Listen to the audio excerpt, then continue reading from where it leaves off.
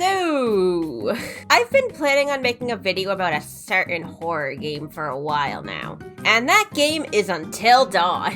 I was straight up planning on having an Until Dawn video out for Halloween, but then something terrible happened. I played another game that I really liked, and it's easier to write scripts when I'm actively obsessed with the thing, so this comes first. And I don't feel the need to make a video on every piece of media I consume. Like, I also played Moreau this year, and I adored it, but there's nothing I have to say about it that hasn't been said already. But here's the thing, so the height of my social interaction is that on Tuesday nights after work, I go over to my cousin Joanna's house, and I hang out with her, Demi, and V, and we play video games. So we needed something new to play, and I suggested that new Resident Evil game that just came out. I have not played a Resident Evil game before, ever. I am familiar with the franchise. I know about the rope meme, and Jill Valentine, the master of lockpicking. Jill, here's a lockpick.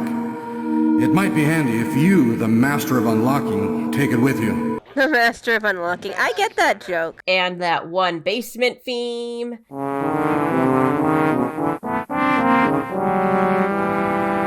I know the basic plot of the series about the Spencer Mansion and the Umbrella Corporation, but I'm honestly not into zombies at all. It's not my genre. Granted, I do like how this series is like anti-corporation. That's some good shit. But otherwise, I've not really ever had any interest. So, why did I want to play this? What did this game have that pulled me in where the others did not? So we finally meet. Yes, I'm basic. But wow, I love her. I love her so much. I painted her in oil paint, and I made 1,000 shitty drawings. I bought autographs from both the actress and the face model. My beloved Grace. So we finally meet. And this is a real thing that I actually did. I commissioned the actual artist who drew the original Mordecai meme to draw this. But okay, aside from all that, the fact that she was a vampire kind of made my brows prick up. Like, what?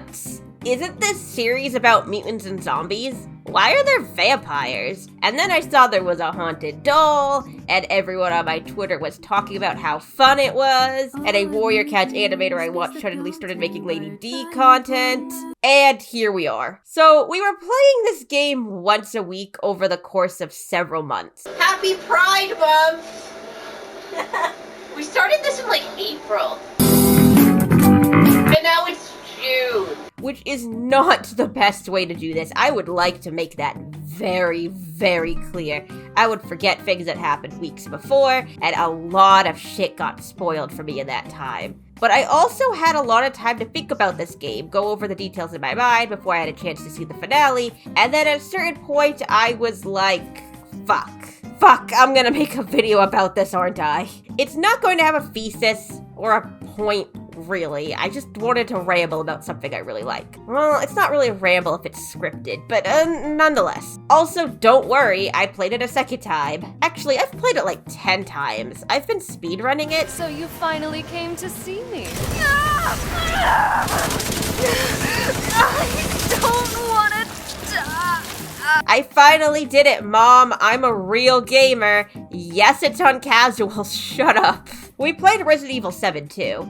We weren't going to. I don't know. I wasn't super interested, but then I was listening to an interview with the actress who played Louisa in Marguerite, and she sent me a message and she was like, can you record I'm gonna miss my dick appointment? I'm gonna miss my dick appointment. So I was like, I'm gonna miss my dick appointment. Are you late for your dick appointment? Maybe she went to her dick appointment. It's okay, your mom's currently at her dick appointment. Why are you late for your dick appointment? You're gonna miss your dick appointment. This is why you keep missing your goddamn dick appointment. Then let this be a lesson to not miss your dick appointment. What about your dick appointment? I don't know either. Probably good I finally got the proper context though, because 8 is a direct continuation of 7, and both actually represent a very real change in the franchise. Resident Evil 7 was the first time a Resident Evil game was ever in first person, and it also featured entirely new characters who had not appeared in the franchise previously. Which, I mean, Chris Redfield, who has been part of the franchise since the very beginning, appears in both 7 and 8, but he's not really a part of the story. New boy in town, Ethan Winters, is the star of the show now, and he is completely unconnected from most of the events in the series. He's just some random dude that keeps getting into terrible situations, and honestly, as an outsider looking in, I think it makes sense. A lot of horror is based off of unknowns, and the agents who have led the story thus far can't possibly be shocked by anything anymore. But average Joe McGee over here certainly can, so this is a direction that I can understand.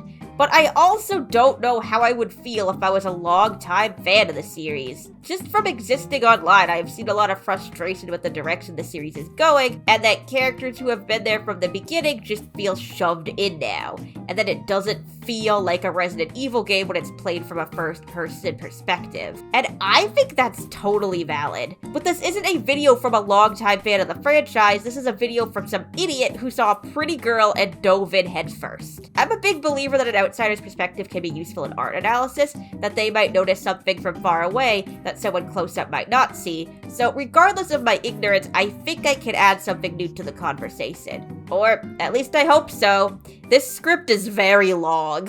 So one thing I was pleasantly surprised about is that despite 7 and 8 being directly connected, they are two extremely different experiences. 7 is very obviously inspired by horror movies. One of the first things you do in the entire game is essentially play out the Blair Witch Project. This is the Blair Witch Project right now. This is literally the Blair Witch Project. Yeah, I'm sorry. Bye. Nope. Nope. Absolutely not. There's a dinner scene that is extremely reminiscent of the Texas Chainsaw Massacre. Even down to the barely alive old person. There are also some sequences that give me very strong Saw vibes. I want to play a game. So you two, I'll go play a little game. Not to mention the clear inspiration from the Evil Dead franchise. Resident Evil 8, on the other hand, is based off of fairy tales. The way it starts off with a storybook that essentially foreshadows the story. Daddy won't let those weird fairy tale monsters get you. The werewolves running around, the little gargoyle-looking things flittering by, the medieval village aesthetic, the fact that there's a boss fight where you fight a dragon in a tower. It's amazing! And I love the idea of taking all these fairy tale elements and giving it the standard Resident Evil mutant twist. Like, this isn't actually a dragon. These aren't actually werewolves or gargoyles. They're mutants. Lady Dimitrescu and her daughters are presented as if they are vampires or witches. The game calls them witches at multiple points. You're crazy witches. Crazy witch. But whatever, they aren't either. Not really.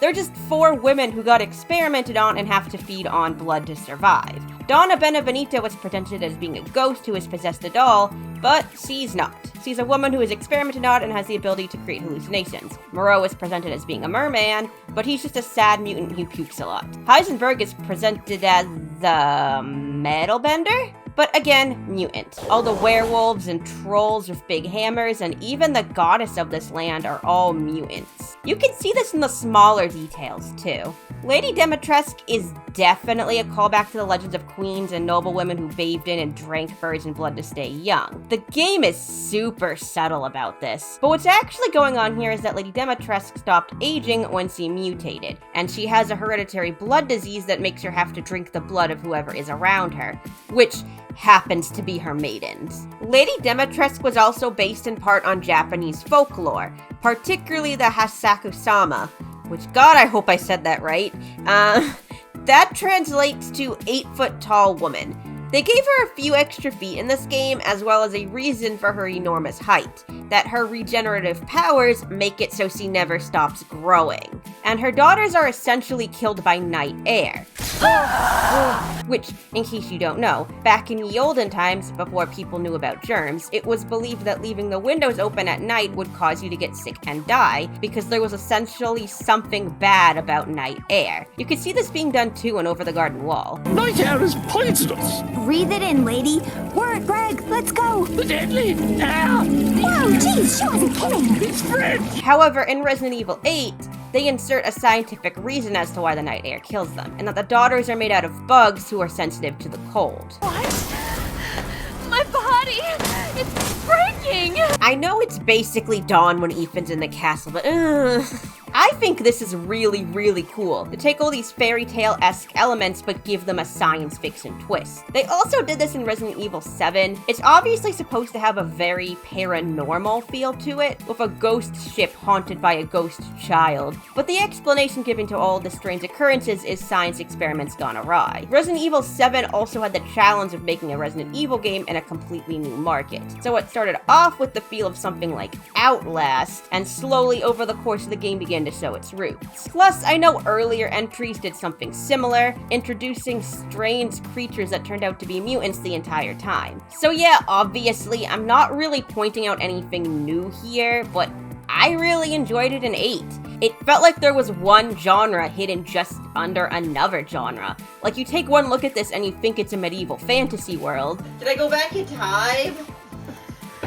Like Narnia. But it's actually a science fiction plot in disguise. That's really fun and interesting, and I honestly completely vibed with the feel it created. There's a lot in this game that I vibed with, actually. I love snow games. Half the reason I love Until Dawn is because it's a snow game. I love living vicariously through the characters prancing through beautiful winterscapes and in practical outfits and touching frozen shit with their bare-ass hands. Also the snow crunching sounds. Love them snow crunching sounds. It's also gorgeous. There are multiple places in this game where I just stare at the screen because, oh my god, just look at this. Even when I'm doing a speed run, I'll still just focus the camera on the backgrounds as I go, just so I can admire them. And the amount of detail in this game is staggering. I figured out how to use photo mode at one point and spent several hours zooming in on Lady V's face.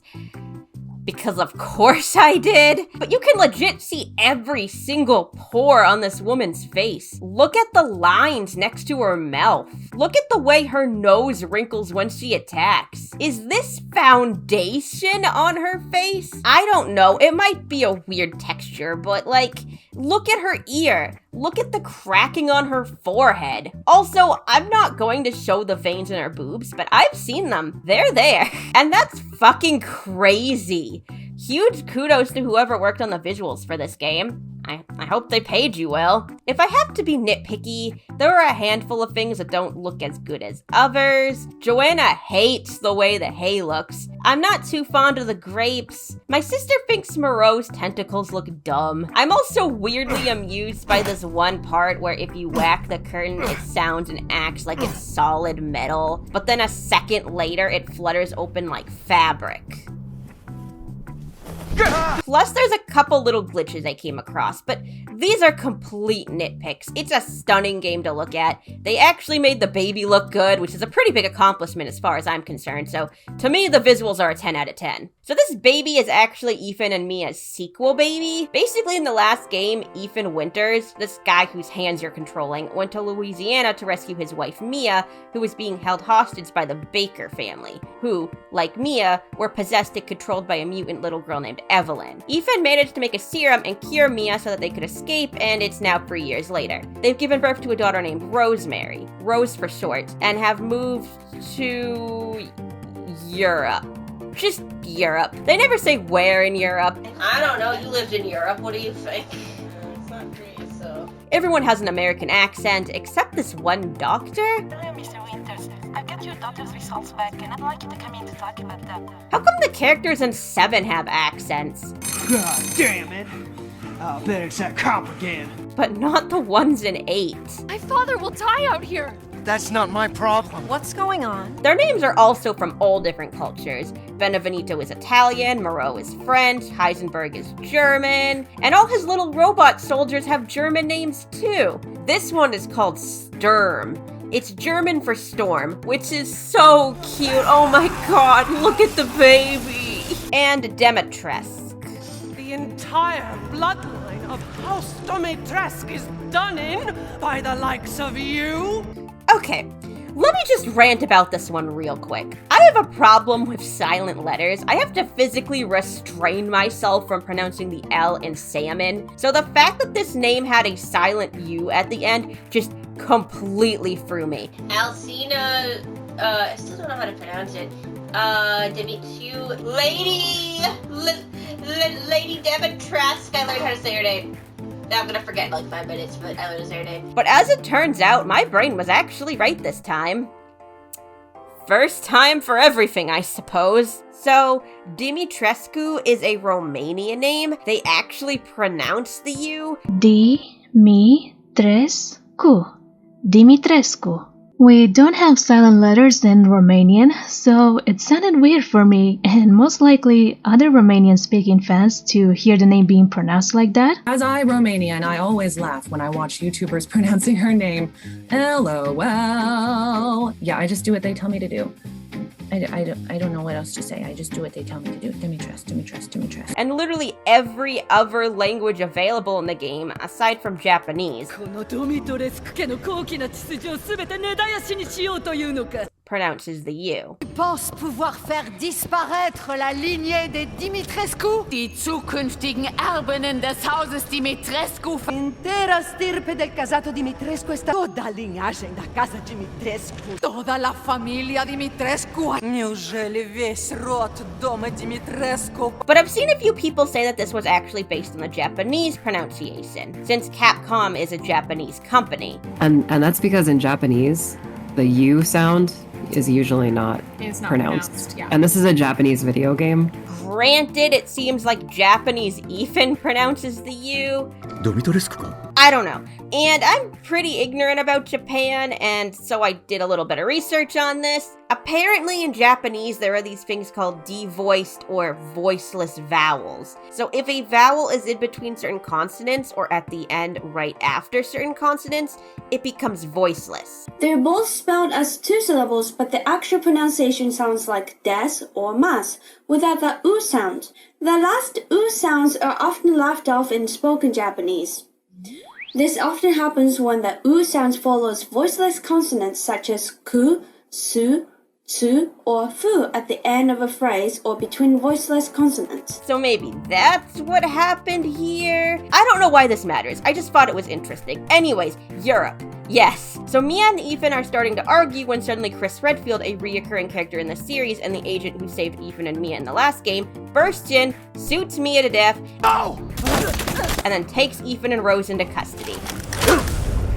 Ethan wakes up on the side of the road next to a car wreck, runs into the woods, and comes across a rural village. The village doesn't have a name, by the way, it's just village. Ethan goes into village, finds out it's infested with lichens, gets half his hand bitten off, meets this weird old woman who tells him Rose is there somewhere. Hey, wait, do you mean Rose? Is she here? Rose!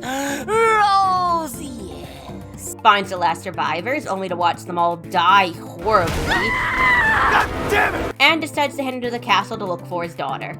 He is captured immediately. He's dragged into a meeting between the goddess of the village, Mother Miranda, and her 4 adopted children, Lady Alcina Dimitrescu, Donna Beneviento, Salvador Moreau, and Carl Heisenberg. These are the 4 lords who rule over the village. Mother Miranda lets Heisenberg stick Ethan in an obstacle course Jesus Christ! before he escapes and meets a merchant called the Duke, who suggests that we go back into the castle to look for Rose. Though I must say, that castle arouses suspicion. And here's where we get into the meat of the game, dealing with each of the 4 lords in order to get our daughter back. And the first lord we get to properly deal with is her. Oh, Lady Dimitrescu, my beloved. I've seen people say that she's only in the game as bait to get people to play, and well, it worked. here I am. Actually, I think the reason he's so heavily featured in the trailers is because he appears so early in the game, and they didn't want to spoil anything. Like, Elena and the villagers are also heavily featured, and they don't do shit for the plot. But do you think they knew?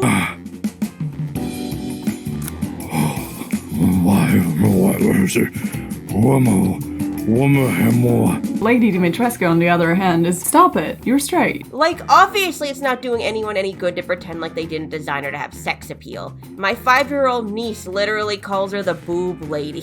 Not even kidding. But do you think they knew? Oh, she's naughty. How to taste, girl. Oh, they knew what they was doing with that scene. That hit a level of caveman that I haven't tapped into in a while. Ooh, shit!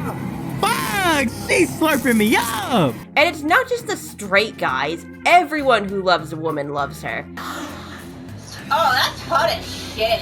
Lady Dimitrescu is basically a gay icon at this point.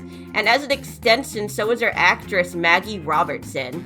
Here in House Dimitrescu, we support gay rights. And if you don't,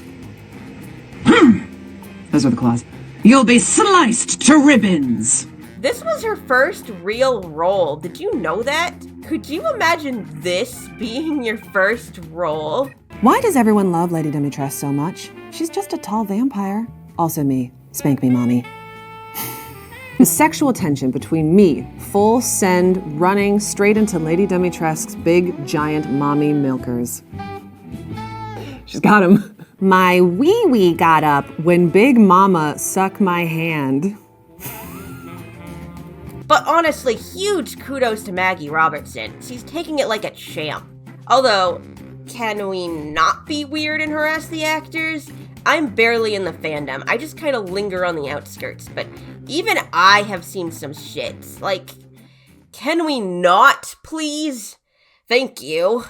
But alright, enough of that. Let's dive into the actual character here. Lady Dimitrescu is a very graceful, sophisticated, dignified countess who holds herself to an extremely high standard. Much higher than the other children of Mother Miranda. She actually seems to hate most of them, especially Heisenberg, whom she bickers with constantly. Quiet now, child. Adults are talking. I'm the child. You're the one who's arguing with Miranda's decision. You wouldn't know responsibility if it was welded to keep that growing. One day your head might actually fit your ego. She has an extreme distaste for men, referring to them as man things. Stupid man thing! And only hiring women to work in her castle. And she was a terrible employer, by the way, punishing her employees for minor infractions by draining their blood and turning it into wine. She's mildly amused by Ethan at first, seems to get some enjoyment out of torturing him, but insists on getting the proper permission before actually killing him. Now, daughters. First, I must inform Mother Miranda. But after you start killing her daughters, she becomes ruthless. To hell with the ceremony! That man will pay for what he's done. Disregarding the rules to hunt you from room to room with the sole intention of ripping you to shreds. With your head! And I love it. She's amazing. She has a couple of little quirks that I think add so much to the character. Like, it's legitimately so funny seeing this suave, uppity aristocrat having to bend over to go through the doors in her own house. Or how if you shoot her in the face, she just straightens her hat or dusts herself off. Is that all? Or if one of the little Ingrids gets in her way. This won't stop me. This won't stop me. Robertson has stated that she doesn't remember filming this action. They mocap you slapping things. Thank you for phrasing it like that, because that's wonderful. They did not, at least not to my recollection. I might have blocked it out. It's entirely possible. I have the memory of a goldfish, but I don't believe we did. And if I were to guess, they had probably run into an issue where she kept bumping into the Ingrids, so they made her do this just to get them out of the way. Either way though, beautiful, perfect. That's another really cool thing about this character. She is legitimately wandering the castle looking for you. even does all the little actions like bending over to go through the door even though you aren't there to see it. Sometimes she gets stuck on a wall. It happens. She definitely does spawn in certain locations when you re-enter the main area. I've noticed she's always right outside the door after you kill Cassandra and always coming up this hall when you come down from the roof. You won't live long, even if you run! And also the little scripted events you can trigger. They obviously teleport her for those. You're my daughter! Now act like it! Of course, Mother. But otherwise, she's just kinda walking around. This adds a weird amount of suspense and excitement to just walking around the castle, because she can be anywhere. Sometimes you're around a corner and she's there. Sometimes you're about to go through a door and she's in the middle of bending over to go through it. Sometimes you see her in the distance and she suddenly turns around and comes after you. Let's all just admire her for a moment. She's so graceful. Look at that. Creepy. Oh! Lady Dimitrescu isn't the only one hunting you in the castle, though. I haven't cut open a man in a while. I wasn't sure how I felt about her daughters at first. Like, I wasn't thrilled with these female enemies being all flirty with the protagonist. You know how to push my buttons. But after some reflection, I think it makes sense. They're 3 young women who can't leave the house because their insect bodies can't handle the cold and have been surrounded by only women for as long as they can remember. They're both fascinated by a man suddenly being in their house and also desperate to eat him because they usually only eat women and want something new. Man blood. They aren't super distinct from each other, but they do have their own personalities. Bela's the eldest and has to take responsibility for the other 2. I can't believe Cassandra caused all this mess. She's probably my favorite. I don't know, I go back and forth, but I usually go back to Bela. She has some of my favorite lines. Move your hands! And Becca Pruitt's delivery really does it for me. Where are you going, little one? Also, my childhood dog's name was Bella, and we used to jokingly call her Bela. Bela. Bela! So, like, yeah, I'm biased. They did her kinda dirty, though. Like, how come the other 2 get dying lines and she just yells? They recorded a really good one for her, too. Mother! I'm sorry. Oh well. Daniela is also extremely endearing, especially when you realize she has pretty much no aggressive lines at all. You wanted to see me? I did too. It's so cold. Don't you love me? Ah! Ow! So mean! A dream! This is a dream! She's flirtier than the other 2. Hey, kiss me? And weirdly doesn't seem to understand the concept of death all that well. Like, she seems baffled that you're fighting back. Why are you doing this? Why? Why would you do this? And she seems to think that their maids liked being murdered. Everyone else was so happy! Which, wow, that's a lot. I wish that got explored a little more. I don't want to die. But Cassandra is definitely the coolest out of the 3. Taken alive, dead, which would you prefer? She's the most sadistic, taking great pleasure in the hunt and taunting Ethan in general. Let me string you up, slice your jugular, and just watch. And is also the only one who attacks you outside of her boss battle and follows you from room to room as you try to explore the castle. Play with me some more! Her death also involves a bomb, and she has an awesome dying line. Do not get away! You're my prey, Ma! The actress who played her, Jeanette Moss, was very clearly talented, and it's a tragedy that she passed away before the game's release. Listening to the way the other actors have talked about her has made me cry more than once. It's Jeanette, though, and it's so fun to hear her. It's Jeanette! Oh. Hi, baby. No. She sounds amazing. So wonderful. In this house, we love and respect Cassandra. And honestly, huge kudos to all 3 of the actresses for making the daughters as distinct as they did, despite the near-identical designs and motivations. This area was for sure my favorite in the entire game. And not just because of her, but also because, oh my god, the castle. The castle is grand. Everything is shiny and intricate and golden and breakable.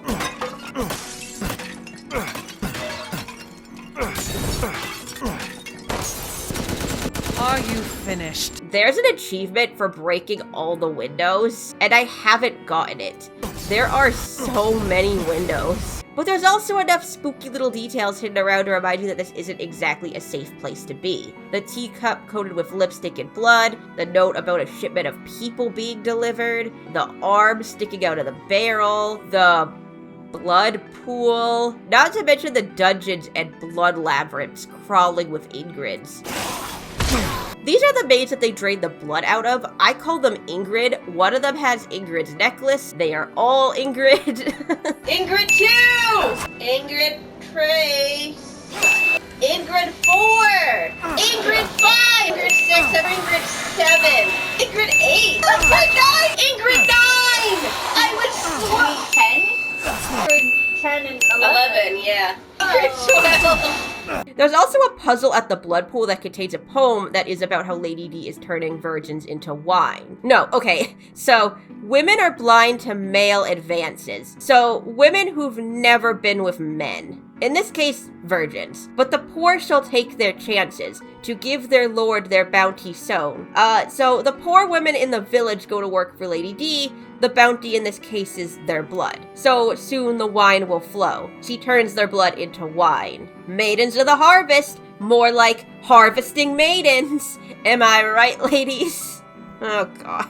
There are also a good few details that add character to the whole place and to the people living there. The giant bathtub, the dresses, the free teacups at the table, that the dining room table has 3 normal-sized chairs facing one huge chair, that the daughters all have black flower tattoos on their forehead, and Lady Dimitrescu has 3 black flowers over her heart. That's really cute. And a lot of lore stuff too that's really easy to miss. I missed so much my first run, despite the fact that I spent like a month in the castle. I actually missed the journal that reveals where Lady D got her daughters from. She adopted them as adults after some experiments turned them into bug people, but I didn't know that. So... Wait, girl, like, for real? Did you, like, pop the insects, like, out of your pussy? Like, how exactly did that work? Ugh. God, I need to, like, learn to not talk sometimes.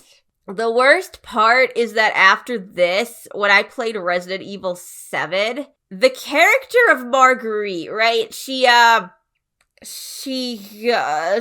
well... Marguerite can sometimes... She does give birth! I didn't get to finish reading it! No. I just started laughing when it says she gives birth to bugs. She really should go to her dick appointment. You know, get that looked at. But yeah, no, this area is great. I just wish it wasn't first. I'm not even saying that from the biased perspective that my big, beautiful wife deserved to be the most special one in the entire game. I'm saying this because of the castle.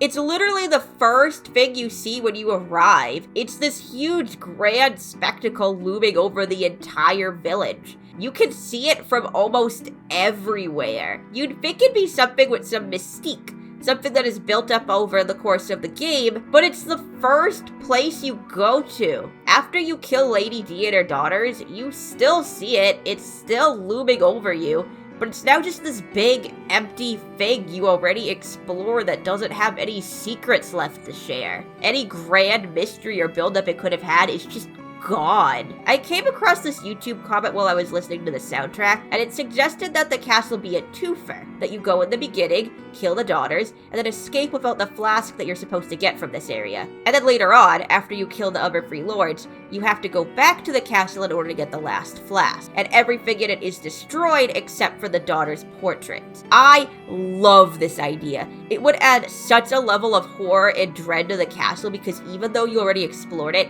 you now know there is someone in there that wants you dead specifically, and you're going to have to go back there and face her eventually. And once you get there, seeing a place that you've already explored so deeply, a place that was so intricate and beautiful, completely destroyed would definitely add a sense of unease. It would also help Lady D's boss fight because, as it is, it's kinda cheap, right?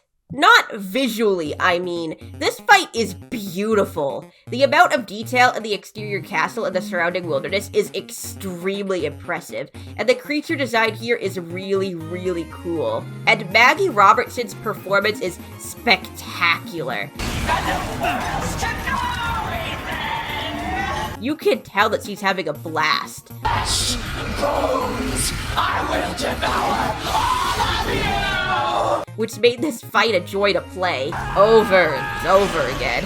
Capcom, please hire her for more games. Holy shit, I promise I'll play them. I just mean, like, Lady Dimitrescu is this tall, freakishly strong, grieving mother with Freddy Krueger claws who is tirelessly tracking you from room to room and is immune to your attacks. You can shoot her all you want, it won't do anything. Obviously, this area was building up to a boss battle, but the question of how you could even begin to fight someone like this was lingering over me the entire time. And the answer is that you randomly find this special knife that is able to hurt her. Now, I've been told that it isn't terribly unusual to have a super special weapon that is specifically for one boss in this franchise. I know it happened in 7 at least. I didn't like it there either, actually. I was so hyped for an Eveline boss fight, and it ended before it even began. And at least this time, the knife was set up beforehand. You find a note in the attic from someone who is looking for it, but you weren't looking for it. You don't go on a quest to find it so you can kill Lady D. Ethan just kind of finds it.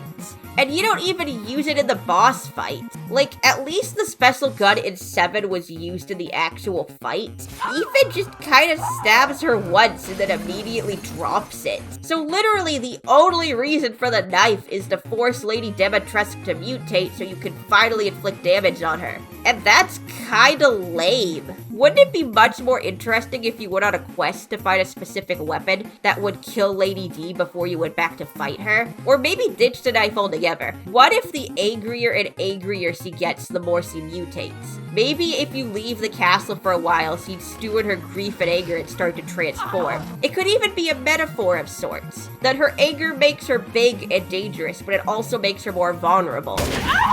Which, to be fair, isn't too far off from what's already in the game. From the moment Lady D realizes that Ethan is killing her children, What have you done to my daughter? her entire motivation becomes to destroy him by any means necessary. She disobeys Mother Miranda for probably the first time in her life after she seemingly orders her not to kill Ethan.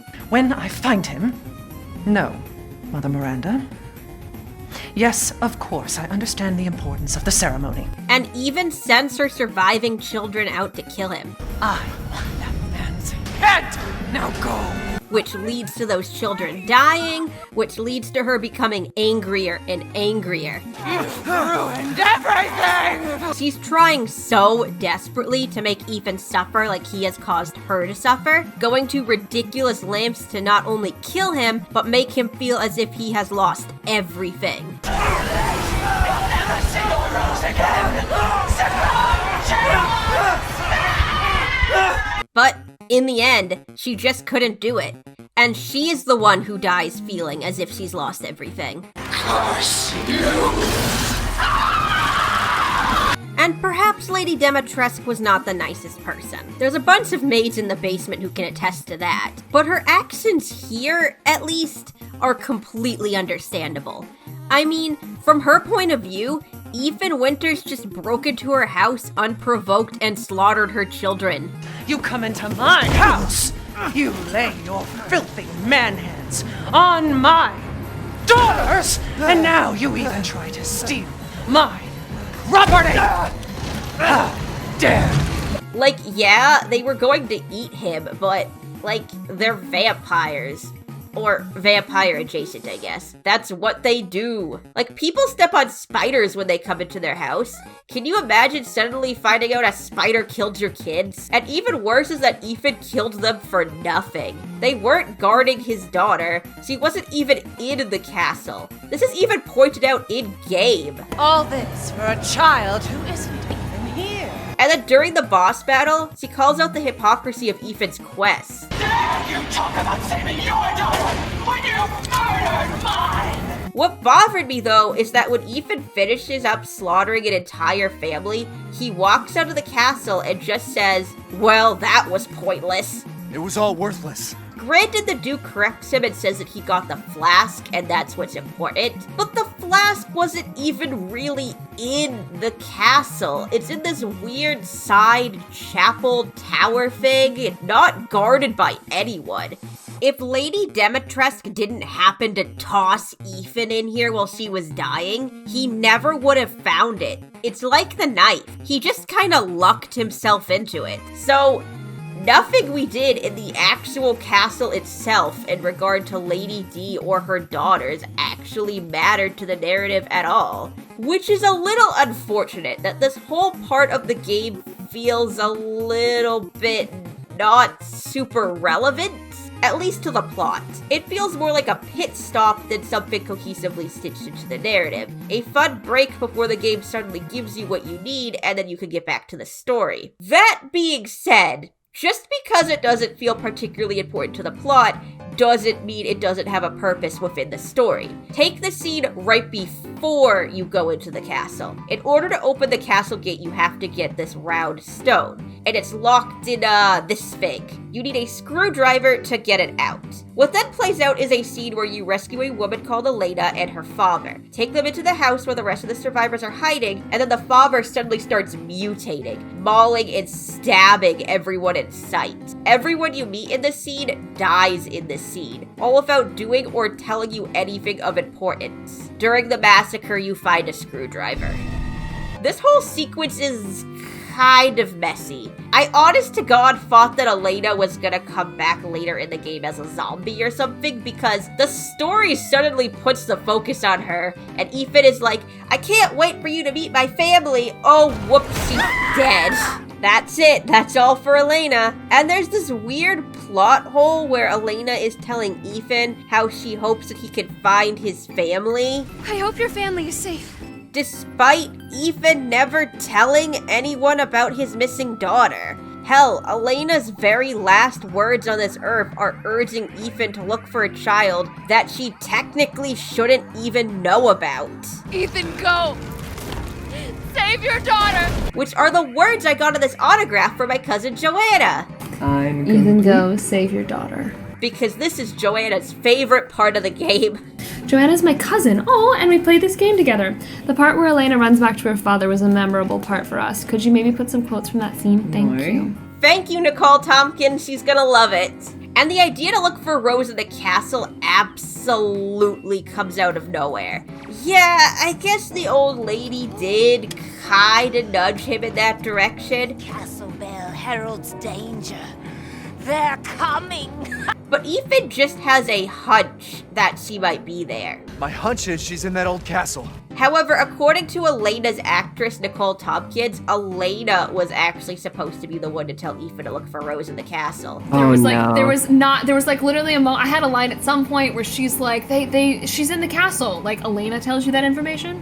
And then it changed to like, I have a hunch! So Ethan would have actually gotten a piece of information to further his quest in the scene, but how it is in the final version, he has already decided to go to the castle before this scene starts. So the way it plays out in the game, the only thing you get to further the story in this scene is a screwdriver. Something they could have given you literally anywhere else. However, this scene is one of the only purely humanizing moments the villagers get in the entire game. We see them scared, confused, angry, grieving, in deep denial. He went to get help.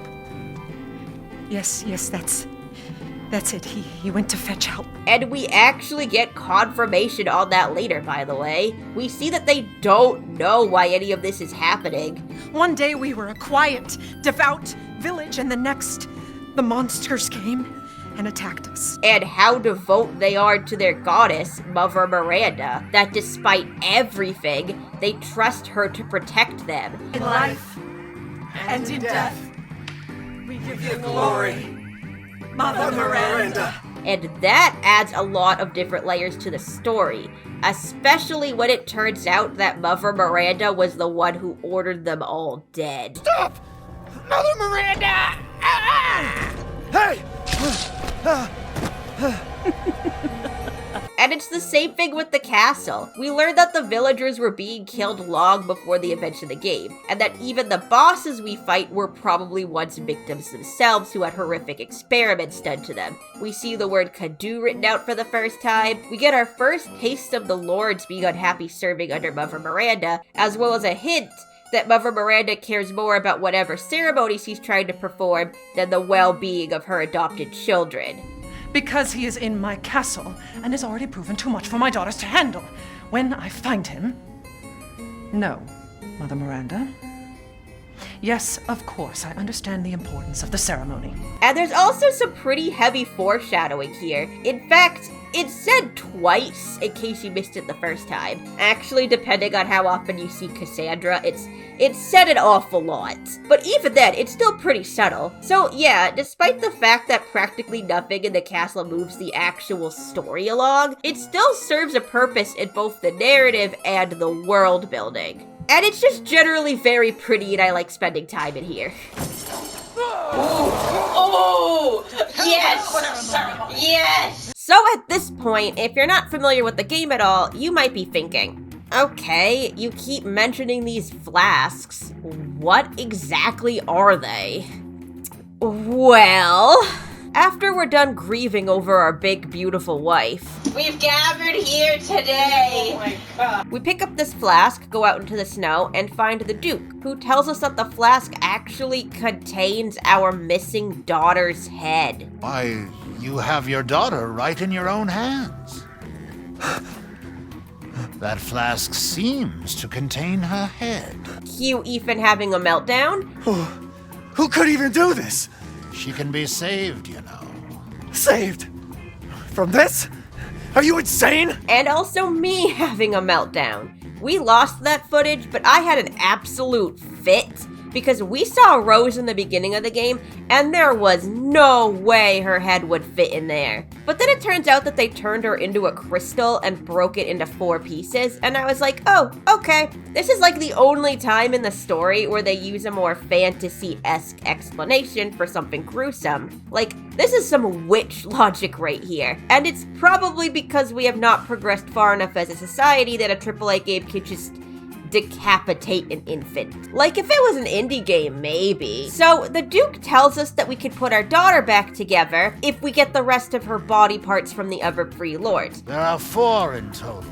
You have the 1, and the other lords have the rest. So off we go to Donna Beneviento's house. Donna's house is a lot less breakable. So Donna is a shy, antisocial woman who has isolated herself from others due to a scar on her face that she's had since childhood and the grief caused by the loss of her parents. She rarely ever speaks herself, instead communicating through a doll named Ezzi, who by contrast is much louder, crueler, Way ugly! I wanna see! It sounds like me if I was like 5% more unhinged. And I mean that in a good way. I love Angie's voice. Please, won't you stay with me forever? And you don't see a lot of Donna in this game. She appears in the initial meeting between the 4 lords, and while Angie is very loud and wiggly in this scene, He's away! Donna herself is really easy to miss. I didn't see her my first time, probably because I was looking at her. But it's kind of cool, honestly, that she's practically invisible unless you're paying attention, and I like the way that she scoops Angie up like a toddler. It's cute. So if the characters in the castle are all meant to be coded vampire, then the Beneviento house is supposed to feel like a haunted house. And I mean, that becomes pretty clear pretty fast, with Ethan seeing his dead wife walking around as soon as he steps foot on the property. Ethan, come with me. There's something I have to tell you. Mia? You also pass by a child's grave on your way to Donna's house. The marker is broken, so you can't see most of the first name, but you know it ends with an A, and the last name is Beneviento. You've already been told that the name of the next lord you're visiting is Donna Beneviento? The doll maker, Donna Beneviento. So it's a subtle way to set up the assumption that some ghost shenanigans are about to go down. And there are some ghost shenanigans for sure. There's a living doll, and dead Mia is hanging out and talking to you through the radio and the phone. Please, Ethan, listen to me. I didn't want to keep it from you. But the main focus in this house is surprisingly not so much on the ghost aspect, it's on unborn fetus babies.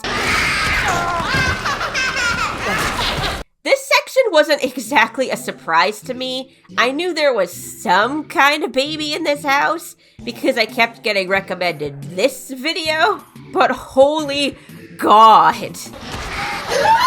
The Beneviento house has an extremely different feel from the other areas in the game. It's tiny, compact. The other houses have you constantly unlocking new areas and moving forward to explore, and there's a little bit of that here, but you're mostly wandering the same 3 or 4 hallways over and over again. The Duke doesn't even appear here, despite showing up in every single other location. The Beneviento house feels almost like an entirely different game, and that game is PT. In case you don't know, PT was a horror experience put up on the PlayStation Store in 2014, and was actually the scariest thing ever made.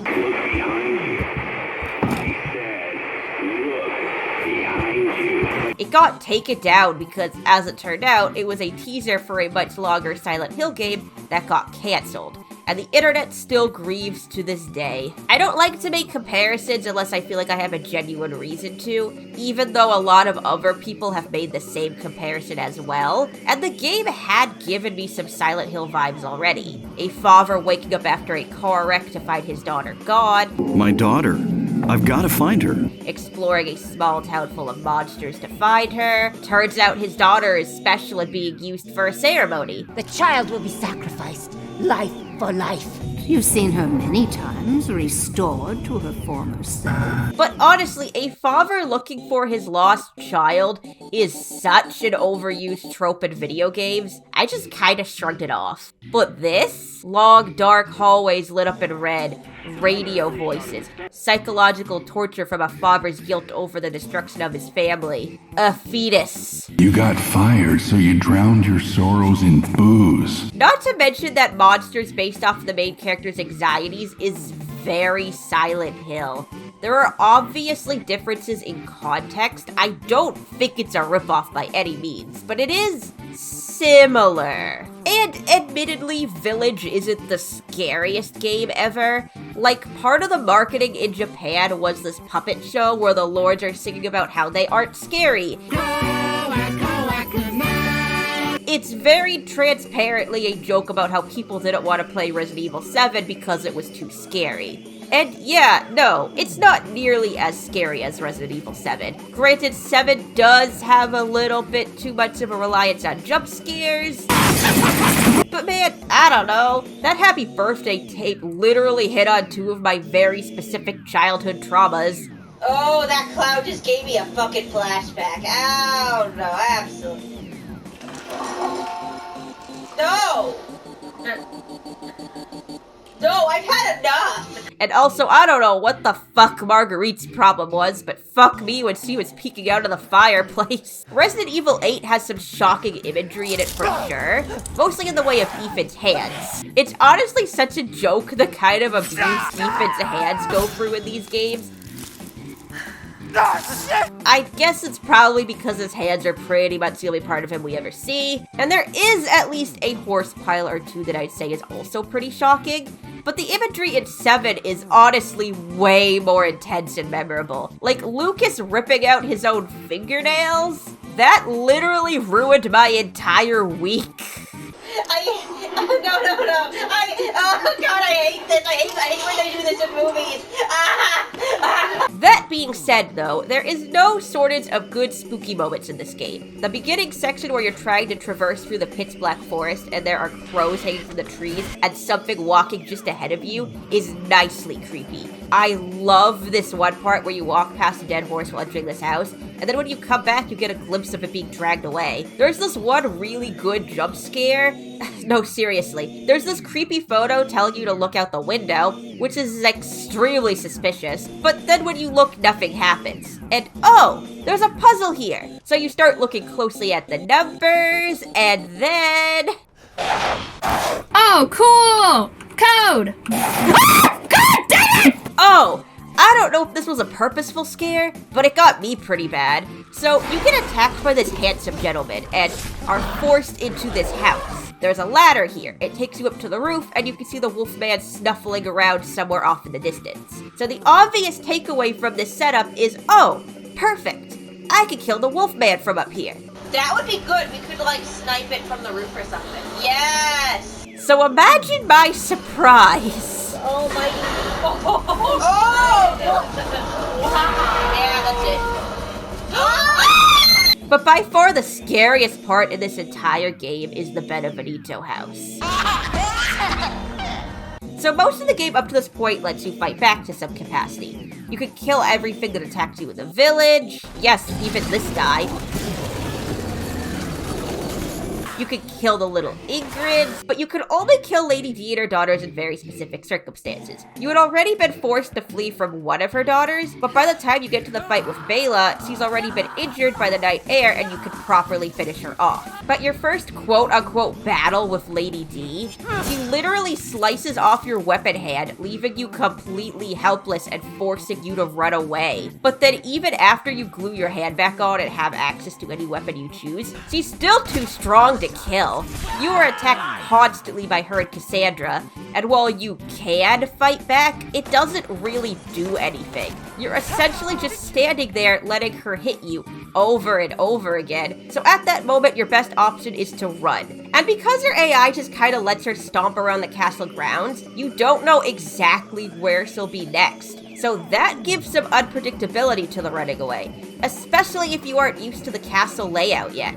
Like, God help you if you ever get cornered, is all I really have to say. I'm trying, but she's blocking my way! I don't know if I can in good conscience say that the castle is scary, but there's a definite thrill to it, and Lady D usually makes me jump at least once every time I'm in there.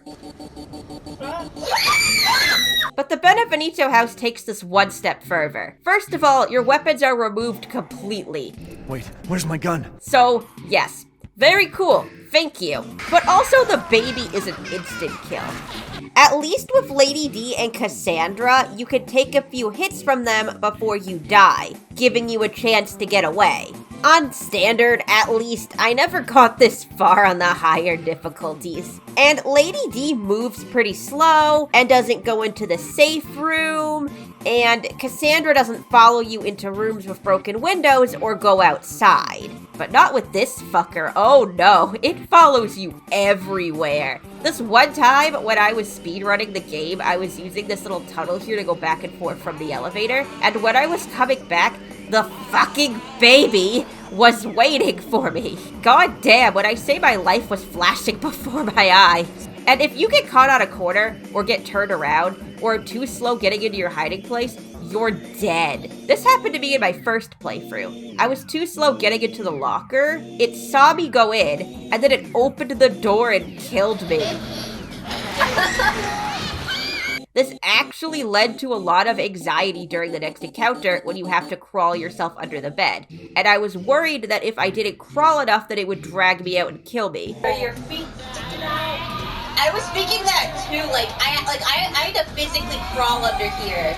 Like, what if I'm not in all the way? And that does absolutely happen, by the way. I tested it.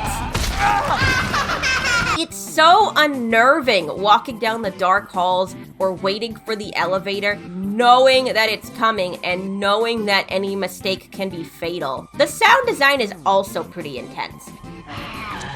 Baby crying is already an evolutionary unpleasant sound, but this is baby and toddler noises layered on top of each other, and ugh, it's rough. Joanna actually had to leave the room because she couldn't handle it. But while you're doing that, I need to leave.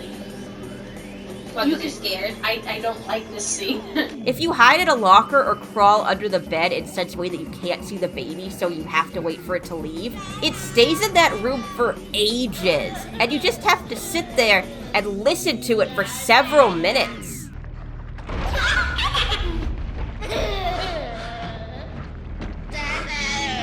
For me, though, personally, the visual design is what gets me. Like, just seeing this slimy, undeveloped mass of flesh slithering by always makes my skin crawl. I've done this section 10 or so times now, and I still whisper, don't turn around, don't turn around, don't fucking turn around, to myself as I'm waiting for the elevator, because I know I will go feral if I see that thing lumbering after me.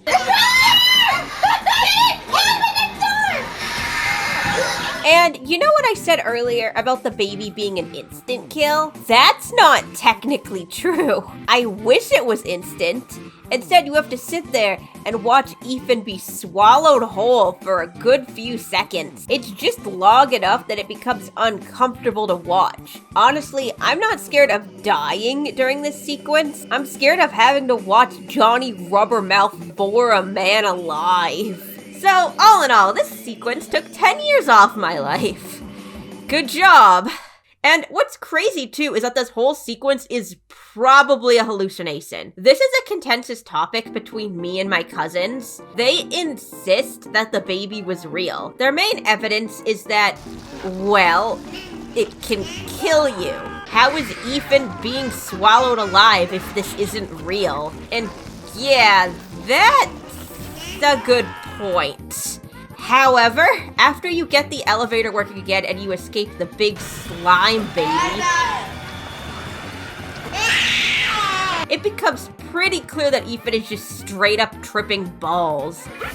Donna's powers are a bit high concept. She can control these yellow flowers, right? And she uses them to create vivid hallucinations. And it's honestly kind of unclear what exactly is a hallucination and what isn't. So, throughout the boss fight, Ethan is chasing down and stabbing Angie in the head with a pair of scissors, only for it to be revealed that he was actually stabbing Donna the entire time.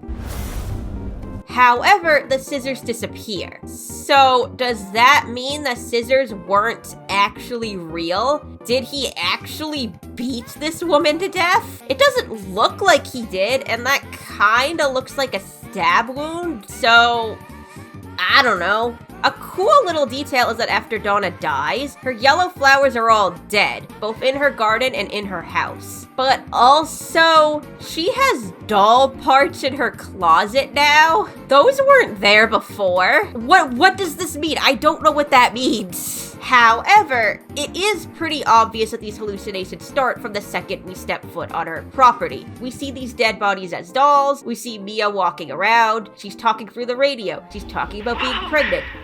That's a kid? Can you believe it? She's so energetic, it's crazy. She's worrying about something being wrong with their baby. And then all of a sudden, Ethan is being hunted down and killed by a mutant baby? That cannot be a coincidence. And since we know Ethan is hallucinating anyways, why is it a stretch to assume his death isn't quite what we're seeing right in front of us? Maybe he's dying from a heart attack. The wiki also contends that it's probably a hallucination, so as far as I'm concerned, this baby is a manifestation of Ethan's guilt that he failed to protect his family, and his fear that there is something strange and dangerous about his daughter. Some good old psychological shit, my favorite. But honestly, the most interesting part about Donna's house for me is Donna herself, which is wild because Donna is such a non-presence in this game. Angie shows up a few times while you're trapped in the basement, but Donna herself doesn't show up until after you escape the big flesh demon. She appears like a specter, speaks the only line she has in the entire game. Don't leave. I can't let you. Uses her powers to pick up Angie, has her other dolls beat you up, and then vanishes like a ghost as Angie takes off with her veil fluttering behind her. TikTok!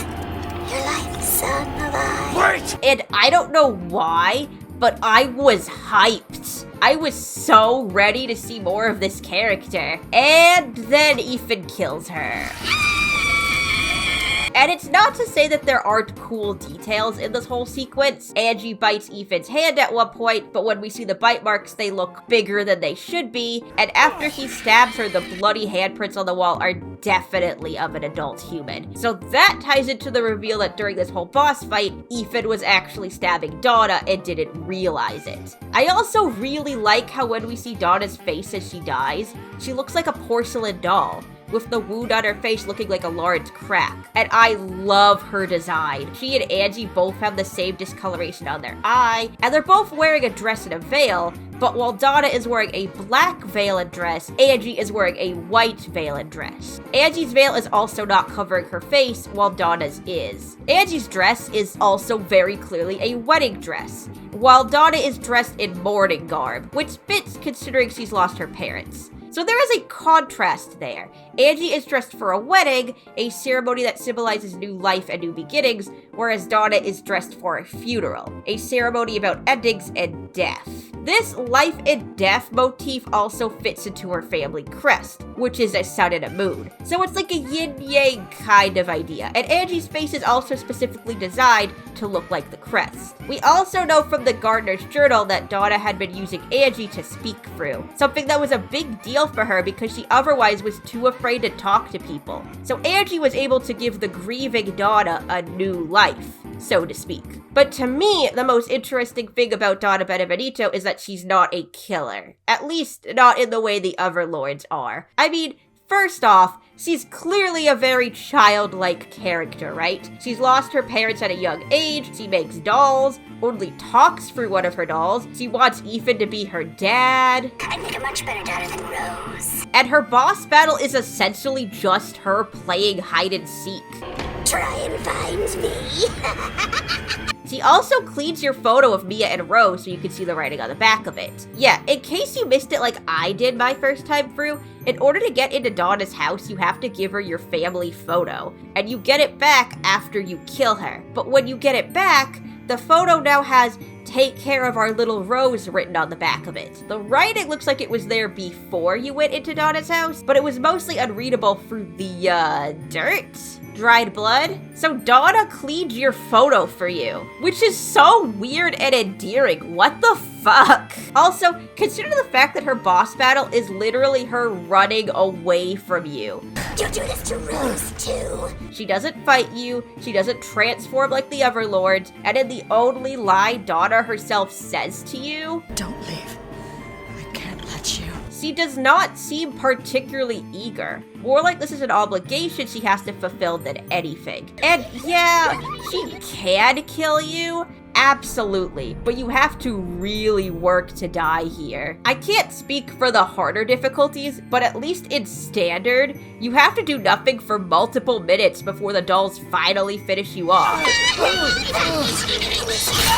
You are kind of presented as the aggressor here, hunting her down and stabbing her to death in her own house. And that is really interesting to me. There is also the fact that she appears to be the only one of the lords who is not actively experimenting on people. All the other lords have diary entries detailing the horrifying experiments they did on people. They have torture chambers. They have their experiments hanging from the ceiling and chasing you down the halls. But Donna doesn't have any of that. The Duke refers to her as killing all of her playmates. None of her playmates have ever come back from that dank old estate. But it really doesn't seem like anyone has been to her house in a while. The only person we can infer she has killed is the gardener, which is a shame, because he seemed extremely supportive of her. However, even in that case, the gardener specifically says in his journal that Donna seems delighted that he could see his deceased wife, and promised to reunite him with his family soon.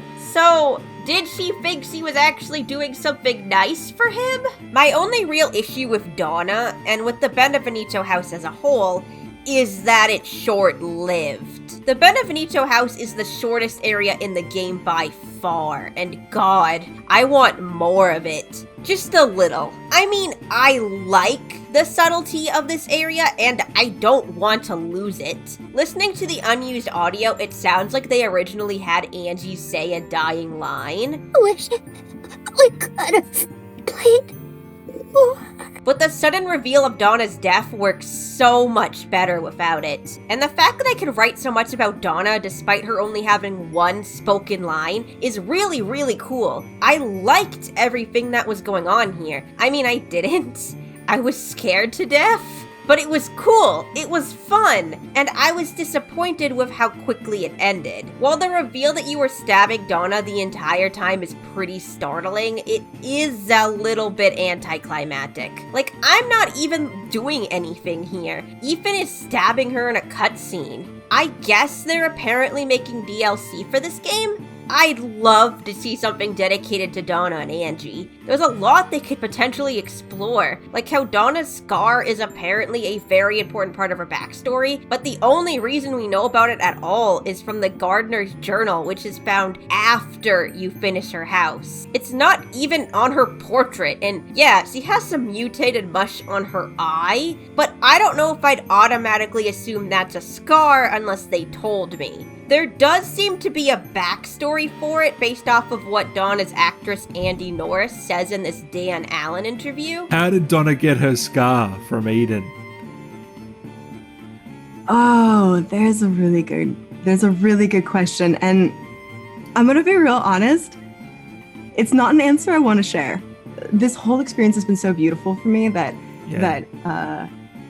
revisiting those moments are really beautiful for me, and I love that people want to know that I want to keep something sacred. But even if they don't end up giving us more Donna content, I'm satisfied with what we got. The Beneviento house is a short, spooky horror experience with a tragic twist, and I love it to pieces. Anything extra we get would just be icing on the cake.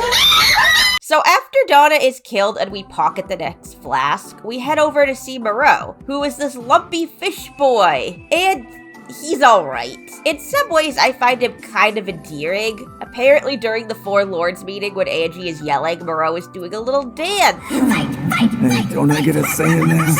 You can only see it if you go out of bounds, though. That's a shame. But yeah, he's alright, and his area's alright. I wasn't feeling it right away. Like, we just kind of immediately find the flask we're looking for. And then instead of, like, quickly pocketing it and taking off, Ethan and Moreau just kind of, like, stare at each other for, like, 10 seconds. And then Ethan says something quippy. I'll just be taking this.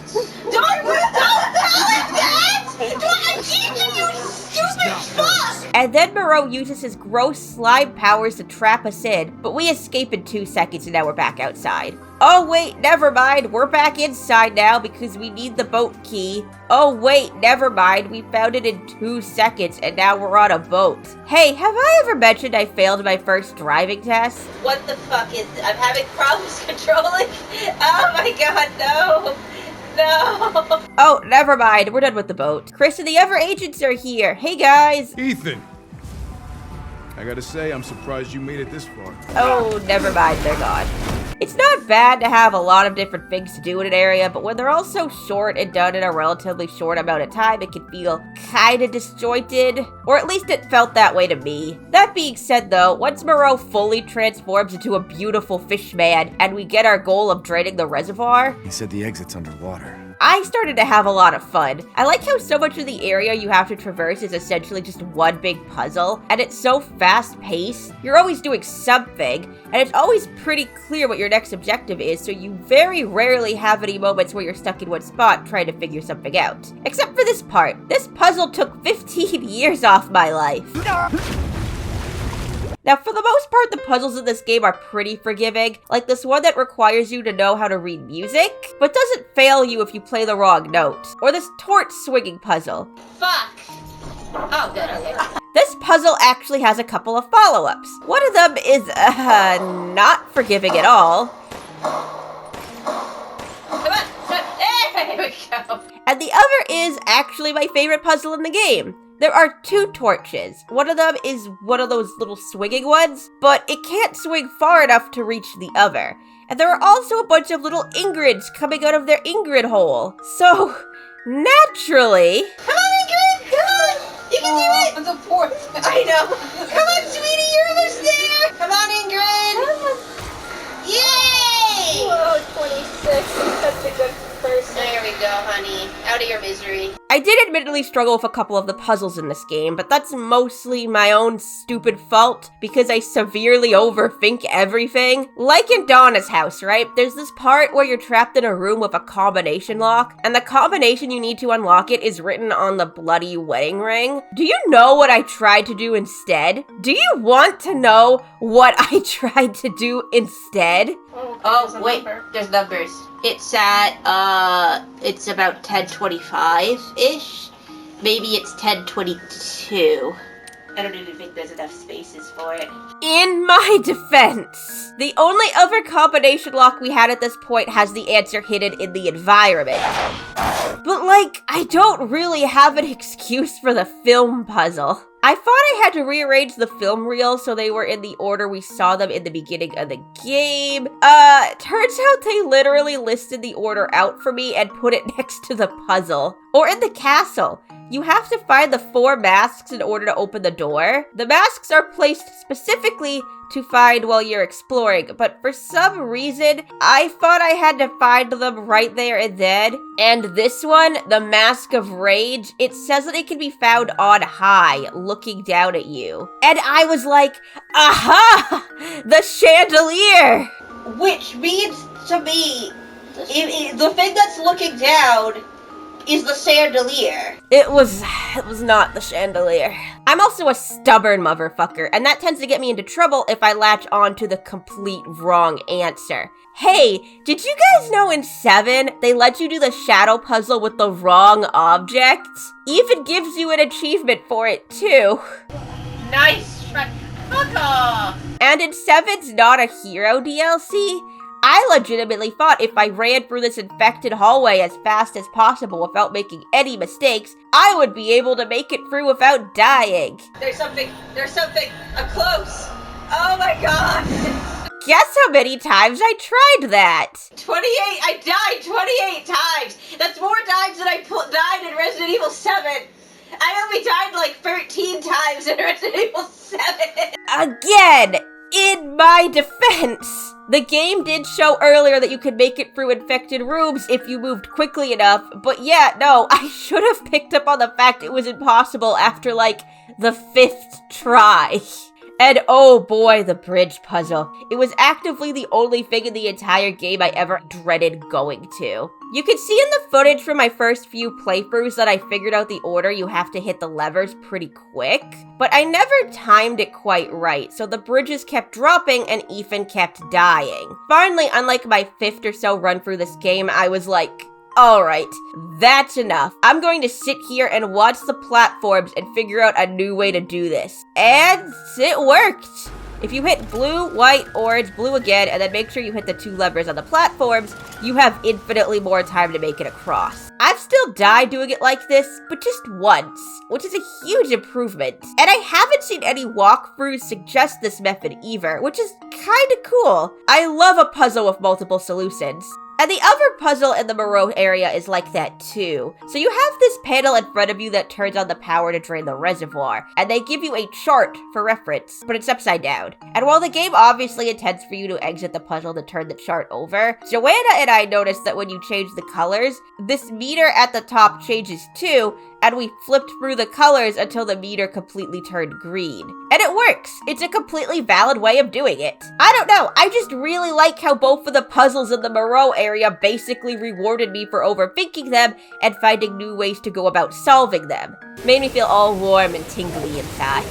So, you drain the water, Moreau goes on a rampage, and he's sobbing the entire time about how he's a failure and Mother Miranda will never love him.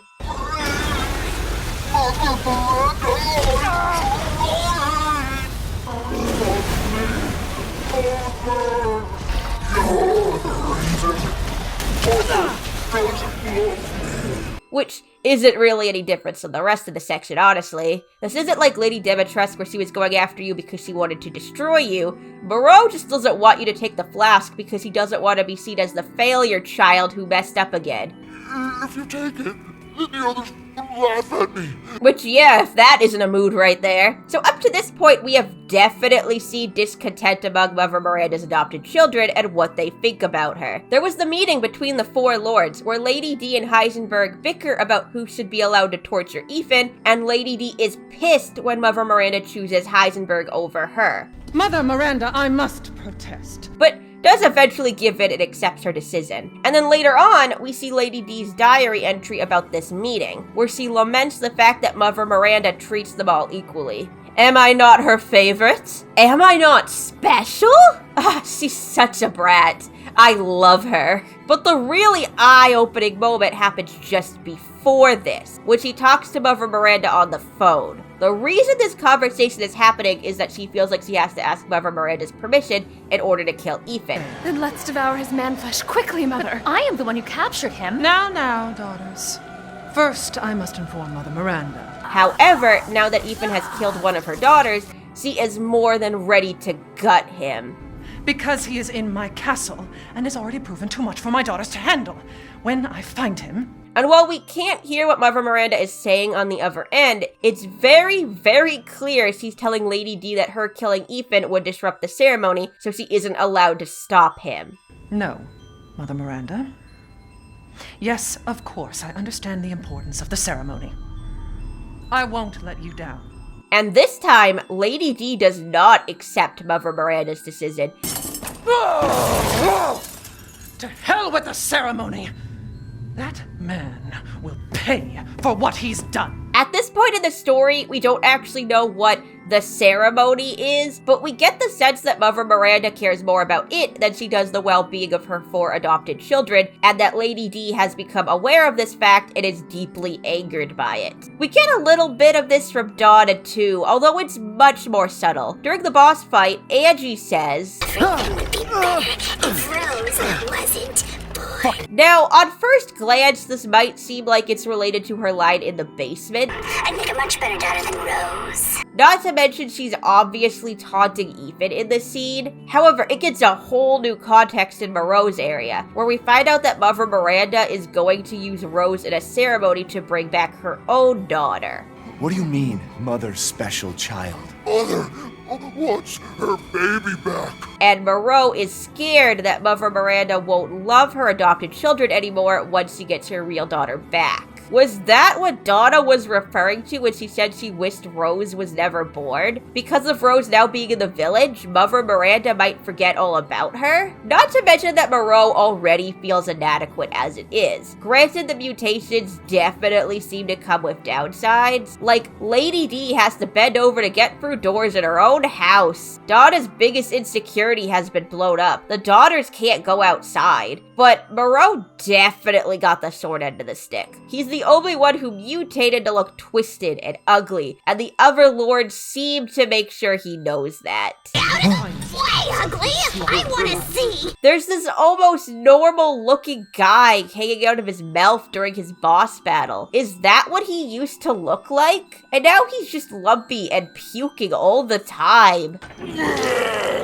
When you steal the flask, he isn't even angry. He just begs. Wait, please. And while you're running away from and later fighting him, he's crying out to Mother Miranda, apologizing for messing up.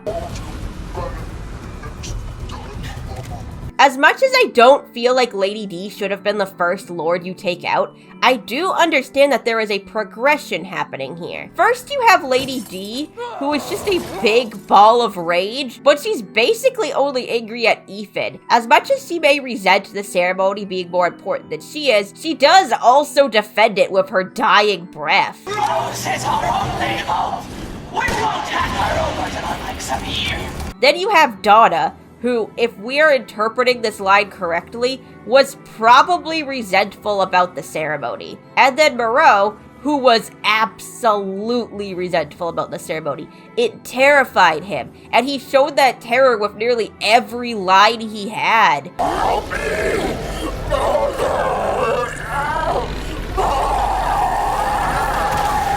And that, of course, takes us to Heisenberg. You're better off than I thought.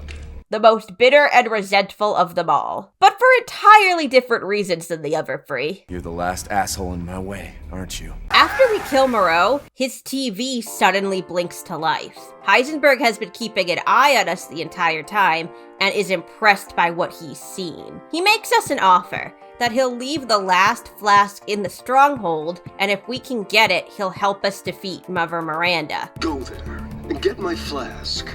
Do that, and you pass. He leaves us these fun little signs to show us the way. I don't think I could properly express how much these signs hyped me up. This way, Papa. This way, Papa. This way, Papa. This way, Papa. This way, Papa. This way, Papa. I'm still laughing about this way, Papa. Which is funny, because I then spent like 3 hours running around like a jackass picking up all the collectibles.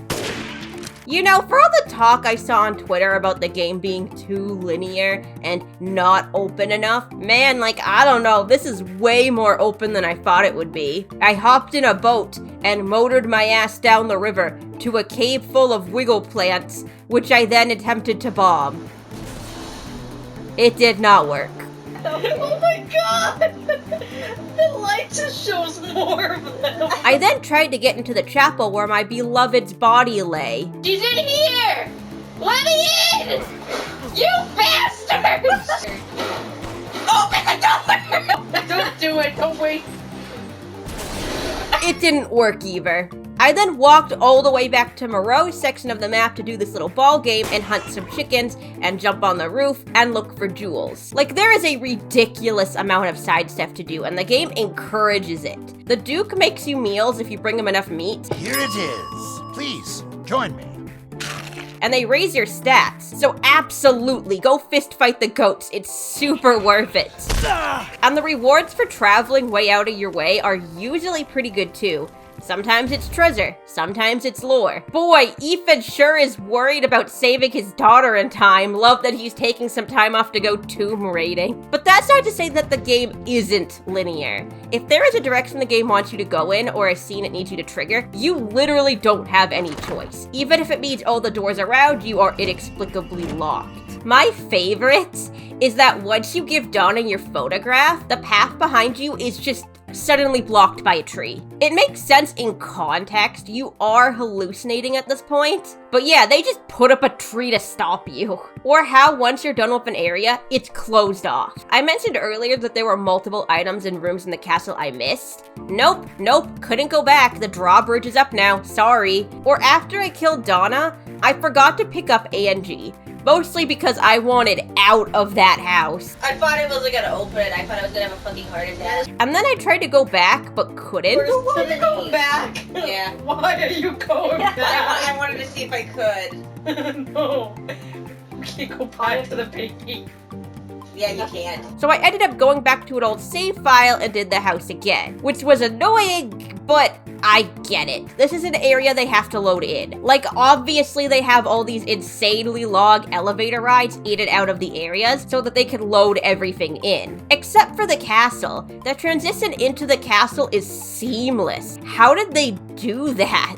But yeah, whatever. It might be a lot to constantly be loading in these big, huge environments. I get that. But what about the Claudia treasure? So that broken child grave you pass on the way to Donna's house, right? After you kill Donna, this gate in the cemetery opens up and you find the missing piece. So then you fix the grave, revealing the dead child's name was Claudia, then this asshole shows up to fucking murder you. My first run, I just mined him into oblivion. My second run, I was not in the mood, so I just stole the treasure out from under him and scampered away into the night like a fucking coward. Hey, it worked. Either way, you open the grave, exposing this poor dead child to the elements. That was it? I can't I want to close it. I'm not thrilled with that. Ethan Winters, you fuck.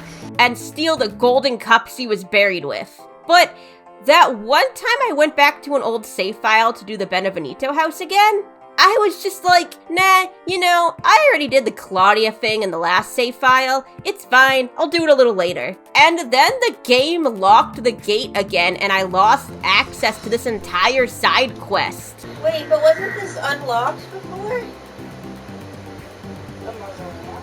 Yeah, like in my old save file. Why? Why does it only give you this narrow time frame to do this quest? That's so odd. And you don't have any meaningful choices at all. You can't even choose whether you go to Donna or Moreau first. You have to go in order. The only choice you get that affects the story in any way is what order you kill Lady D's daughters in. Although it's kind of cool that you only get to hear Lady D and Cassandra's dialogue if you don't follow the route the game laid out for you. There's a very obvious path the game wants you to take after you kill Daniela, but if you turn around and go back the way you came, you get secret dialogue. Cassandra, a word. And the dialogue is different depending on if Cassandra is alive or not. Cassandra, come here now. Enough games. I want that man's head. Cassandra. Cassandra. No! How much blood and sweat do you think it took to raise those daughters? So that's neat. But even still, Bela is always the first one you kill, and the outcome is always exactly the same. But 8 has a very obvious place for a choice. One that opens up a lot of possibilities and that a lot of people want to see. I'll take my chances. Your funeral.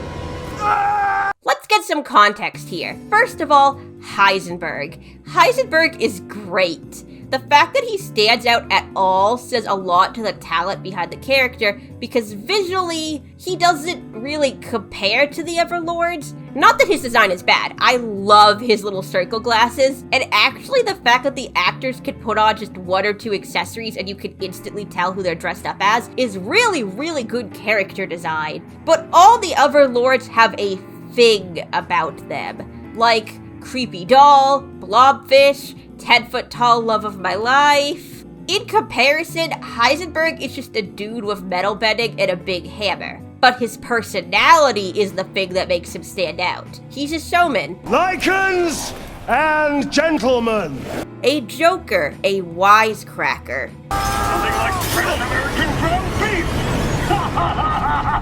But he's also deadly serious, and it's that seriousness that makes him extremely intimidating. Let's see what you're after, Ethan Winters. Heisenberg decides to play a little game with you, putting the last flask in the stronghold, which is this old medieval fortress located just outside the village where all the Lycans live. It's a fun area. I like this part where you're slipping through a crack and you see all these werewolf guys monkey hugging a bunch of hanging corpses. And then you fight the troll guy from the beginning of the game. Even if you manage to kill him, he just comes back. I don't know. Eat shit. I love the room right after this fight, though. You have this crazy intense battle, but then right after you go into this quiet, pretty little room where you can collect gemstones. It's so nice and peaceful. A breath of fresh air. But then once we get through here, we find that Heisenberg has kept his word. You're the real deal, Ethan.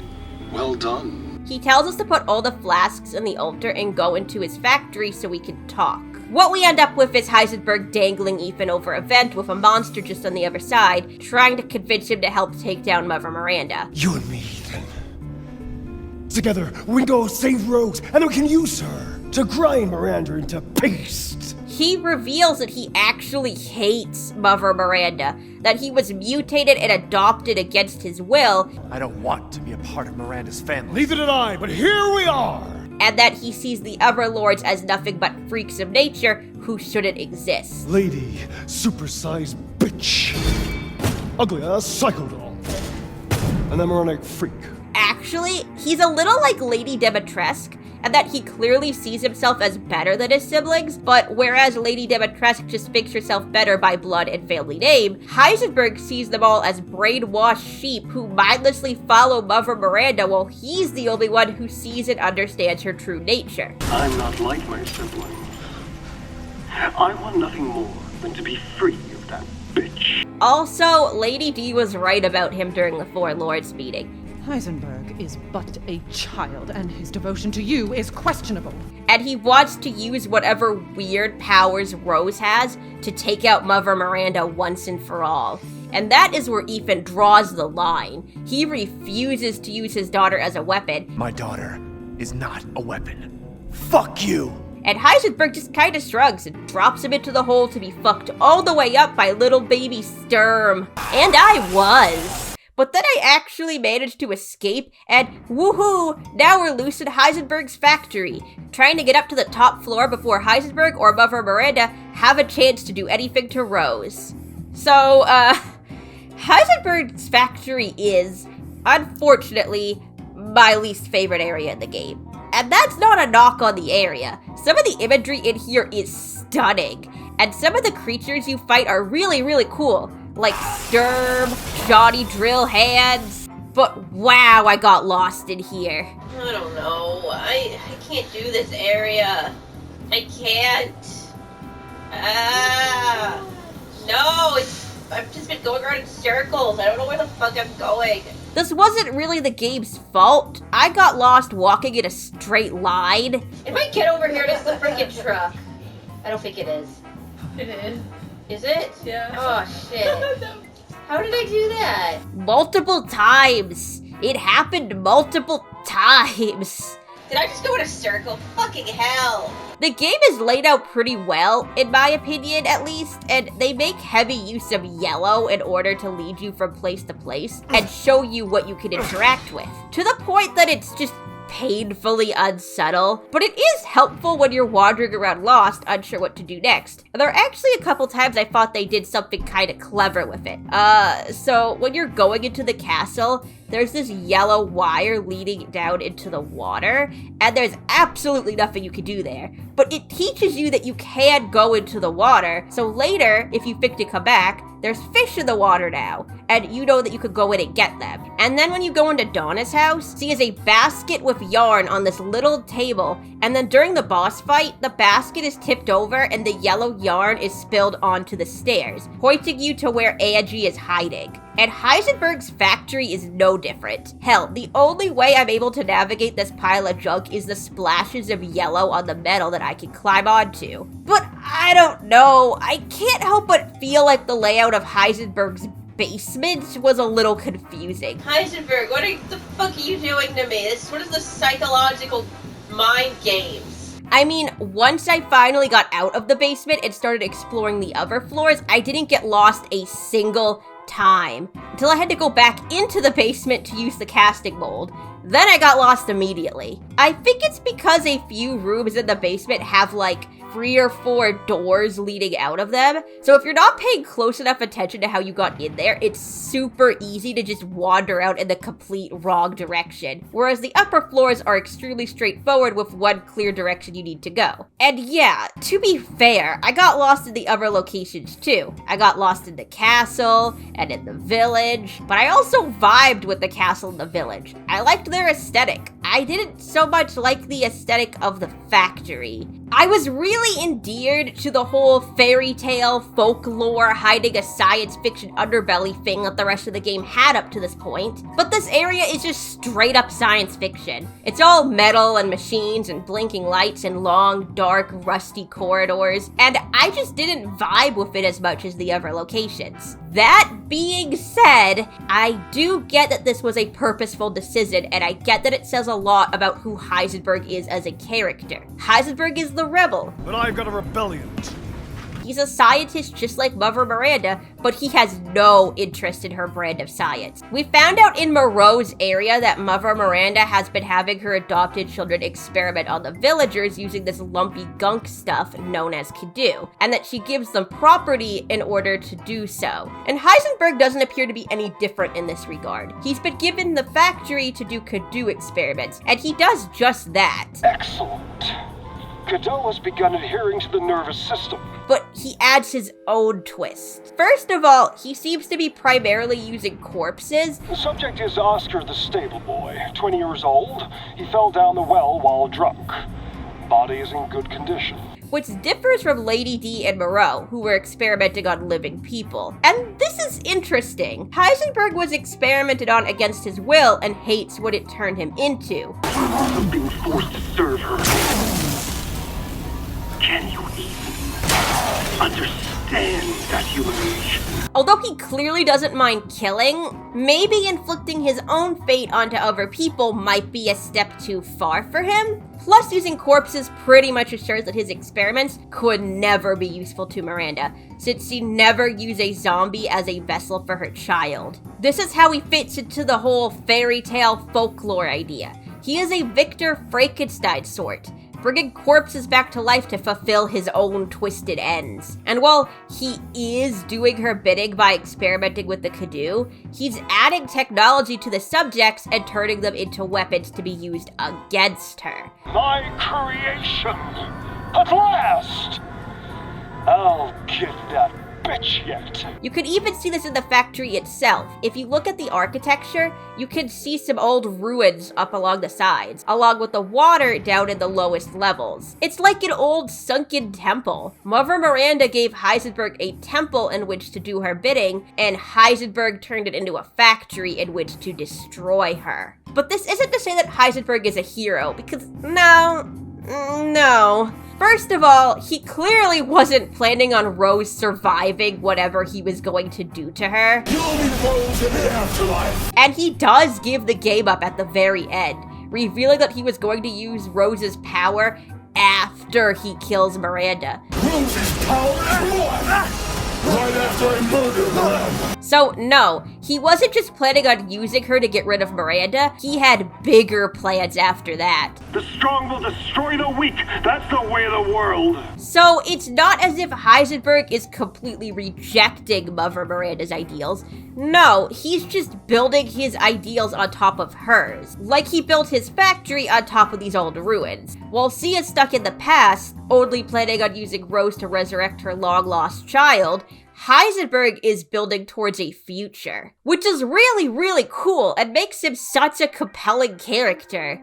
Unfortunately, it kind of feels like the potential there is to his character just kind of fizzles out. Or at least it felt that way to me. Like, I was definitely a little bit disappointed.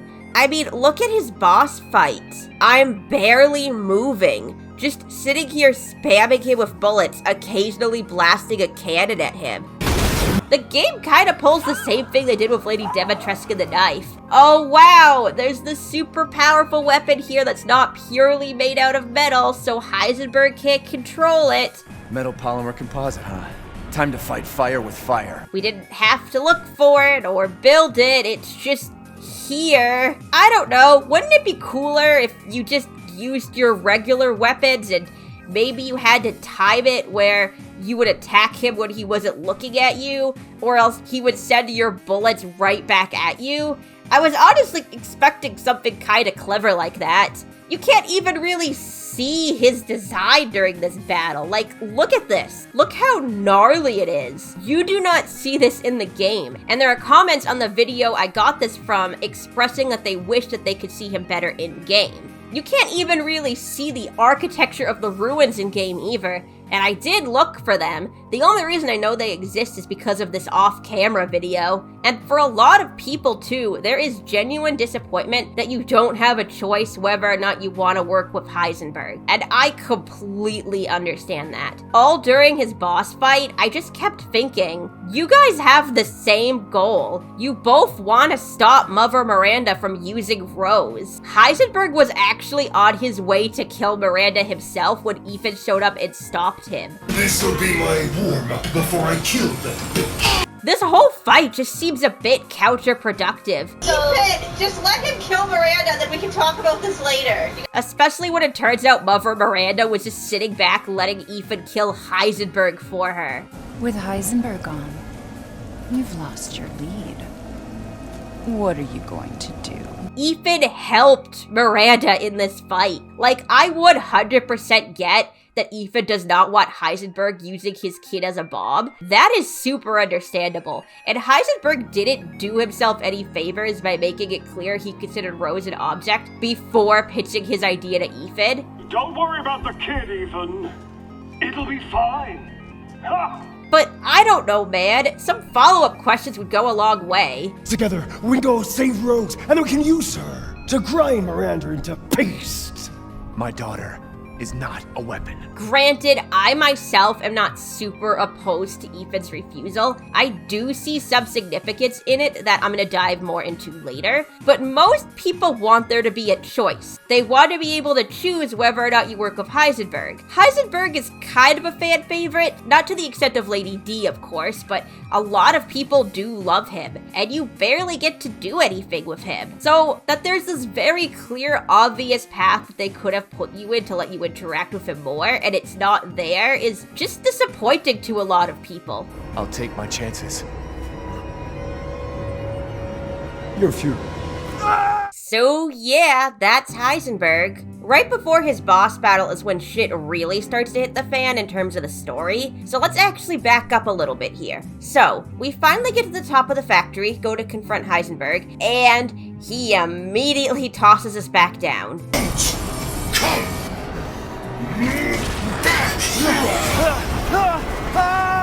Cue me having a meltdown, thinking I was gonna have to navigate his basement again. No, not the basement again! No! But fortunately, no.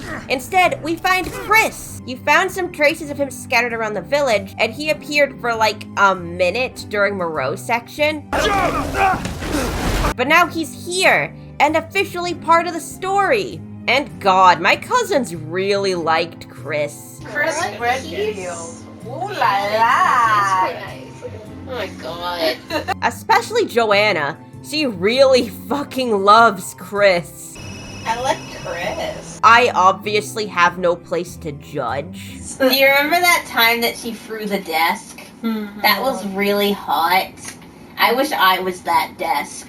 But like, is this what you ladies like? Is this the ideal man? So Ethan's all pissed off like, hey, you killed my wife. And Chris is like, no I didn't. You think I killed Mia? That wasn't your wife. That was Mother Miranda. It was Miranda. What? I know I kind of spoiled that earlier with a clip I used, but just pretend to be surprised. Okay, so this is what's going on, right? So the Mia at the beginning was not actually Mia. It was Mother Miranda. Mother Miranda apparently has shape-shifting powers, and she kidnapped Mia and took her place so that she could abduct Rose. And Chris's team found out about this and decided to take her out and take Ethan and Rose into protective custody, without telling Ethan what they were doing. Why'd you fucking tell me right away? Because I knew you would want to be involved. To be fair, the game points out that's a stupid decision. Even so, you should have told him. Yeah. But like, it's a stupid decision. And Chris literally goes from, no, Ethan, I'm not going to let you risk your life. Because I knew you would want to be involved. And this job is hard enough without civilians getting in the way. To, okay, take this tank and go fight Heisenberg in like 2 seconds. All right, Ethan. Then you take this and do me a favor. Try to stay under the radar.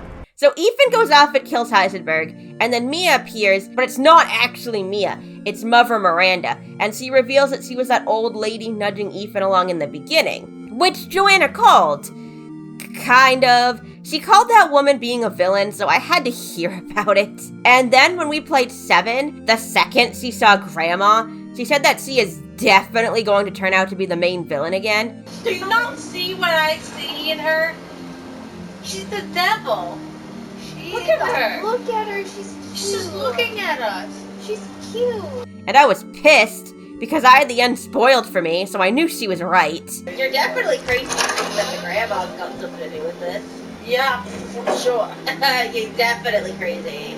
I don't know what's up with these games and the old ladies being the main villain the entire time, but yeah, okay. So, Mother Miranda rips Ethan's heart out. And he stands there looking at her for longer than you'd probably expect before finally dropping dead. Haha, yeah, rip Ethan. And then we switch to Chris's perspective. So Chris's part of the game is pretty much all action-based, which I guess isn't really any different than the rest of the game, but I don't know. They give you a machine gun to mow down enemies, and boy, he has way more health than Ethan. So it's full action now, there's not really much horror. I'm not super fond of this section, mostly because of this part. You have to hold this laser on the giant pile of mold for about I don't know, 30 seconds? All while monsters are swarming you. And if you get hit even once, you lose your target. And they never really stop coming, by the way. You can't just clear them out and then hold the laser, because the game just spawns more. And it's a pain in the ass and I hate it. And then when you finally get rid of the mold, you hop into the hole and ugh. And then you plant a bomb on the Megamite seat, which is where all the mold and the mutations are coming from. Turns out all the fetus imagery everywhere wasn't actually a fetus, it was a mold blob. Except for the fetus in Donna's basement. That was a fetus. You then go into a hole, and that turns out to be Miranda's lab, and you find so much exposition. Like, seriously, do not just run through here like I did my first time. The entire fucking story is in here. There's a journal for each of the lords, a letter the Spencer Mansion guy wrote to Miranda, and a letter Miranda wrote to her dead daughter, and a bunch of photographs. But to break it all down into one easy-to-digest summary, back in the early 1900s, Miranda was just a random villager living with her young daughter, Eva. When Eva died of the Spanish flu, Miranda could not cope with the grief and went into a cave to kill herself, only to discover the Megamite seat. She touched it and realized that the Megamite seat actually keeps a record of everyone who has come into contact with it. The Megamite seat catalogs all of us. And that it has stored her daughter's consciousness. She also mutates, and the other villagers think she is a god. So she takes advantage of her newfound position over these people and starts experimenting on them with the Kadu, which is a parasite that Miranda had engineered in order to mutate people in the hope that she could find a vessel to bring her daughter back to life. And she's been at this for over 100 years now. Her 4 adopted children actually seem to be her most successful experiments. They were the only ones who didn't turn into zombies, or lichens, or gargoyles, so they're kind of the closest thing she has to her daughter, so she adopts them, but is also using them to run experiments for her. It kind of sucks that one of Resident Evil's things is that corporations are bad and evil, but in this game, the main villain is just a crazy lady who lives in a cave. Long story short, Miranda's fucking insane. Although she did inspire 2 corporations to commit horrible atrocities, so that's something, I guess. The first was the Umbrella Corporation, which was the big bad company up until, I think, 7, when they just suddenly became good. Working with Umbrella is going to take some getting used to on my part. I know it must be difficult, and to tell the truth, a lot of our members have been with us since even before we reincorporated as a PMC. About all that's left now is the name. I didn't point it out beforehand, but there's this little symbol all over the game. In the other game, it's the logo for the Umbrella Corporation. I guess Miranda carved out the symbol herself, and then the Spencer guy decided he liked it so much he stole it for his company. We also find out that Miranda worked with the Connections, the organization who created Eveline, the mutant little girl in Resident Evil 7 who was possessing and mutating everyone on the Baker's property. All that mold in 7 originated from the village. I compared the mold at the village with a sample from the Bakers, and there's no sign of the genome editing we saw in the E-series. The stuff originated here. And Eveline herself is basically a copy of Mother Miranda's daughter. But she wasn't a suitable vessel, so Miranda regards her as a defect. However, due to Miranda's connections with the Connections, she found that 2 of the people Eveline infected, that being Ethan and Mia Winters, had conceived a child. And also just so happened to move like an hour's drive away from her village. Could you imagine if she had to go all the way to Texas to steal the baby? Unfortunately for her, Chris somehow figured out what she was up to, but she just played dead until they were on the road. Who knew she could fake being a corpse? At which point she attacked the truck and took off with Rose. Now, up to this point, my biggest question was actually, how long had Mother Miranda been in disguise as Mia? I shit you not, for some reason I thought the game was implying that Miranda had been in disguise since the events of 7, and I was baffled. Did Miranda give birth to my baby? I don't understand. He said he didn't shoot Mia, he shot Miranda, but how long had she been Miranda? But I don't, where's Mia? Don't get it. Did Miranda give birth to Rose? But no, I think it's implied to only be a few days. Although when Chris is done exploring Miranda's personal documents and heads to the dungeon area in the back of the lab, he finds the real Mia. and she's wearing the exact same clothes Miranda was wearing at the beginning of the game. So I would assume she was taken the same day, although Ethan's photo also has them wearing the same clothes.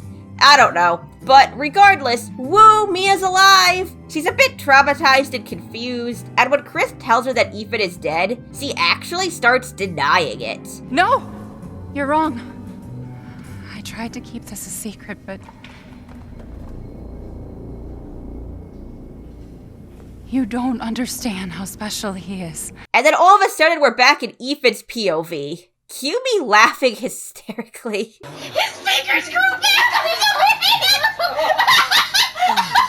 So, Ethan is wandering confused over a frozen landscape, and oh, look, it's Eveline from the last game. Eveline? How are you here? You know, if you didn't play Resident Evil 7 before you played this, the game actually set up a little summary for you to watch so you weren't confused. The summary does mention Eveline. The source of the infection was a bioweapon that looked like a little girl. Her name was Eveline. But, like, we watched that summary 2 months before we got to this point. So, granted, I had heard of Eveline, so I was at least like, okay, character from an earlier game, got it. But I remember my cousins afterwards were like, dang, I wish they explained that little girl. That was weird, right? No one was particularly confused by the actual information that was being given to us, though. So hey, good job on that. Basically, Eveline tells Ethan that he's dead. And he's like, no, I can't be dead. I have to save Rose. And she was like, no, I mean, you've been dead the entire time. Wrong. It wasn't Miranda. You were always dead. It then flashes back to this moment in 7. 3 years ago, the Baker house. You were murdered by Jack. Which actually happens pretty early in the game. With a family, son. So Ethan apparently died here, but was then resurrected by the mold. So for the past 3 years, he's just been a walking moldy corpse. How do you get it? Your whole body is nothing but mold. Which then conceived a child. I remember back in the day, a lot of people were making jokes about, oh, if Edward Cullen doesn't have blood, how could he have sex and conceive a child? I think we owe Twilight fans an apology. Also, Mia knew about this, right? I tried to keep this a secret, but... that's part of the reveal here. Ethan knew Mia was keeping something from him. Please, Ethan, listen to me. I didn't want to keep it from you. And we see in Donna's house when he's tripping balls that he thinks it's that there's something wrong with Rose. But no, it was actually that there was something wrong with him. We matter, Ethan. You matter. You just... Mia, what are you talking about? So... Mia has been knowingly fucking a moldy corpse for 3 years. Again, I think we owe Twilight fans. And alright, let's have a serious discussion about this twist, because it actually got spoiled for me pretty early on. I finished the castle segment and I thought I was safe to watch some Lady D videos, and the comments would be like, she said he tastes stale. It's because he's dead the whole time. Starting to go a little stale. That's the foreshadowing I brought up earlier, by the way. Mother said stale, but I think But I did admittedly pick up on something being weird about Ethan before this. It's 2 floors down! I know, Jesus. I honestly started to think he's some kind of immortal, too. Trying to be surviving all this, yeah. This seems to be somewhat purposeful. When Eveline is explaining to Ethan that he is dead, she says, You mean you didn't think it was weird? No matter how much you got hurt? Which... first of all...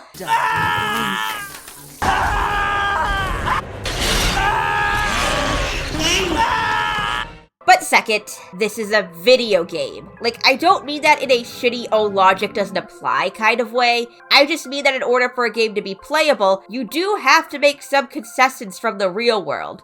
In the real world, you'd probably take one hit from one of these lichens and be down for the count, but when you're playing a game, it isn't fun if one hit kills you instantly. So it's pretty normal to let players take, I don't know, like an extra hit or two before you actually die. Plus, you want the game to be exciting for the player, so having your main character get in and out of impossible and realistically fatal situations is pretty standard. And yes, the fact that Ethan was surviving some crazy stuff did kind of set off my something weird is going on alarm, but that's only because up to this point, characters kept talking about Ethan like he's special. My word.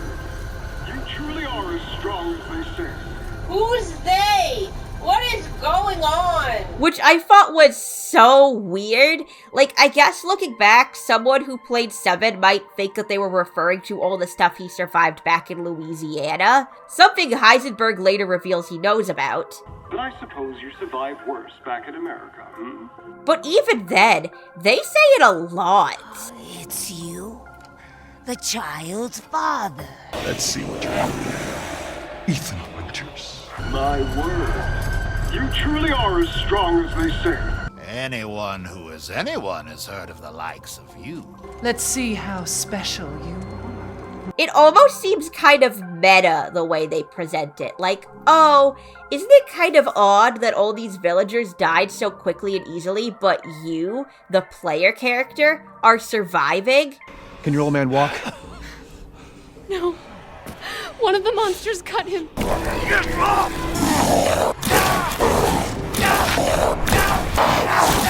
But the problem is that we know the exact moment where Ethan died in 7.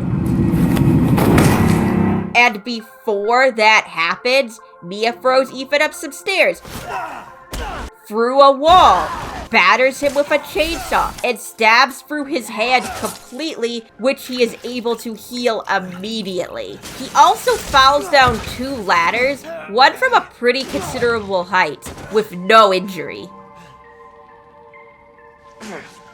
Damn it. This all happens when he's just a regular mortal man. Like, if we are to believe he is so invincible because he is an undead moldman, then shouldn't he be horribly injured after this? It'd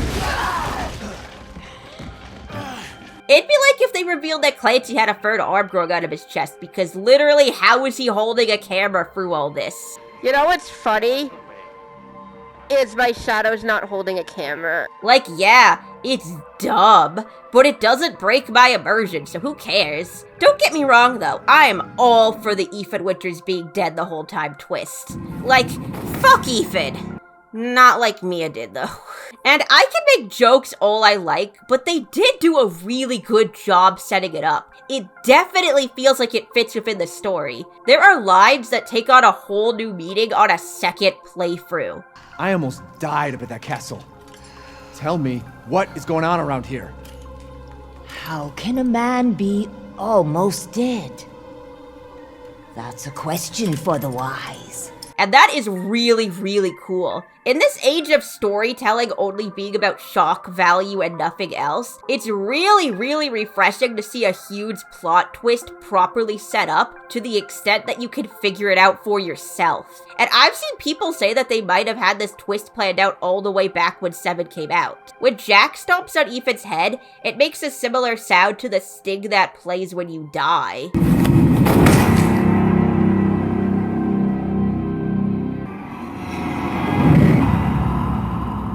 And there are definitely ideas that are set up in 7 that we get explanations for in 8. Like, I seriously doubt they had the ins and outs of how the Megamycete catalogs people figured out in 7, but the idea is introduced in 7 when Ethan is able to have a conversation with the normal Jack Baker while he is trapped in the mold. I'm no killer, son. Neither is Marguerite.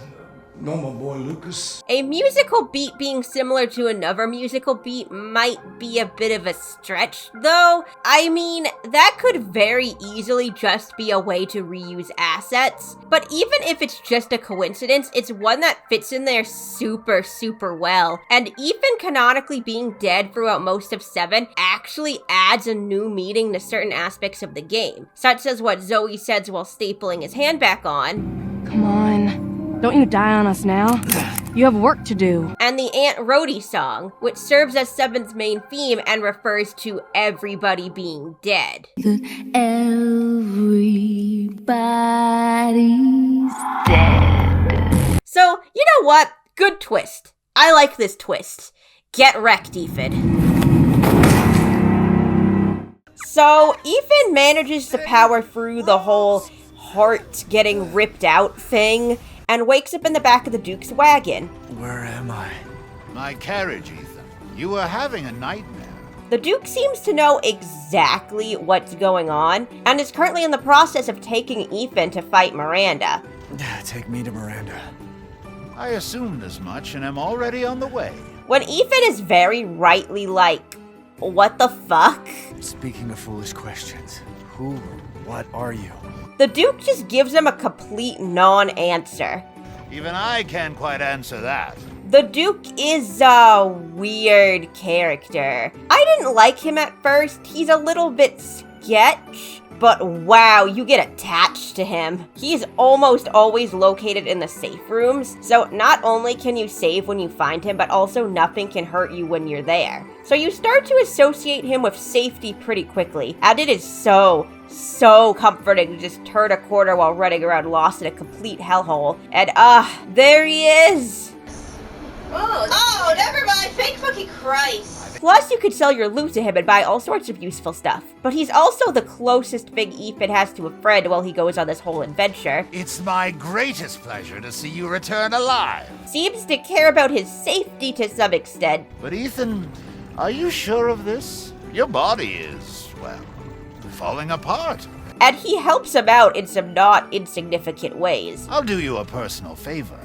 I've marked the Lord's locations on your map. But he's also kind of weirdly manipulative. I mean, okay, the first time you encounter the Duke, it's outside of the castle, and he encourages Ethan to go into the castle to look for Rose. Though I must say, that castle arouses suspicion. Once you're in there, the Duke tells you that you need to find Lady D's private chambers, because that's where Rose would be. If she is truly here, the lady of the castle would have kept little Rose in her private chambers, would she not? Rose is not there. All this for a child who isn't even here. And then when he tells the Duke, he just goes, oh, well, that's a shame. Guess you're gonna have to find your way out now, huh? Well, you'll find your way to her once you're out of this castle. And once Ethan gets out and starts bitching and moaning about how going into the castle was a waste of time, the Duke is like, well, did you happen to grab anything on your way out? I assume you've picked up something of value. Ethan shows him the flask, and the Duke knows exactly what it is. Why, you have your daughter right in your own hands. Even down to what specific body part it is. That flask seems to contain her head. And then gives Ethan all the exposition. There are 4 in total. You have the one, and the other lords have the rest. So, he knew about the flasks the entire time and didn't tell Ethan? And if he knew about them and was so confident that Ethan would pick one up on his way out without even knowing what it is, why is he so insistent on Ethan going into Lady D's private chambers? I honestly thought this was all leading somewhere. Like, it would turn out that the Duke wants all the lords assassinated, and that's why he's helping Ethan? Why are you doing all this? Why, it's all part of our first-class customer service. And I'm still not convinced that's not the case. His descriptions of each of the lords are either highly exaggerated, like how he says none of Donna's playmates have ever come back, despite there being evidence of only one person ever going to her house, or just outright lies, like how he says Moreau isn't the only monster lurking in his waters. It is said that he is not the only monster that lives in those waters. Yes, he is. He literally is. There are no other fish people. This line made me so hyped for mermaid enemies, and guess what? There are no mermaid enemies. It's just like Moreau and like 5 lichens. I swear, there's more mermaid characters in Resident Evil 7. Oh, it's like a dolphin!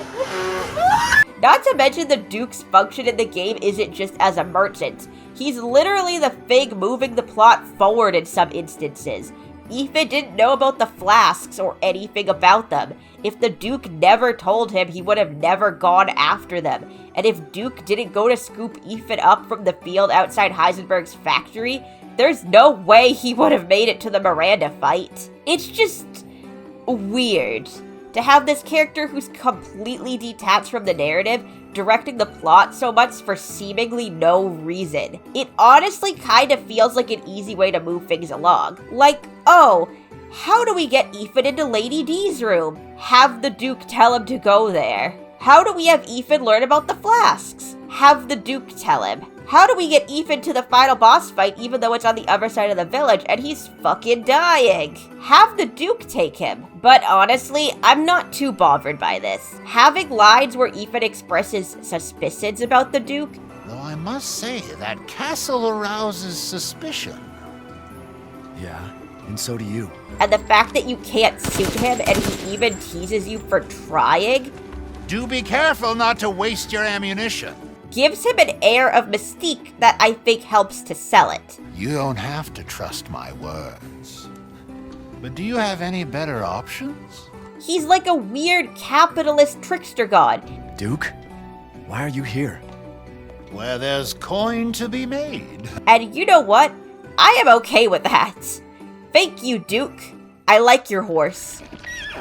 So Ethan shambles his way over to Mother Miranda, who puts Rose back together and pulls her out of the Megabyte seat, and seems shocked that she hasn't turned into Eva. Ethan then runs in, Chris shoots at Miranda, letting Ethan grab Rose, but Miranda yanks her back and transforms, and here it is, the final boss. My desires will be fulfilled! Going into the finale, I knew that a lot of people did not really like Miranda. That was a constant thing I saw while skimming around on the outskirts of the fandom, but I was determined to give her a chance, to go in with an open mind. And there are things I really do like about Mother Miranda.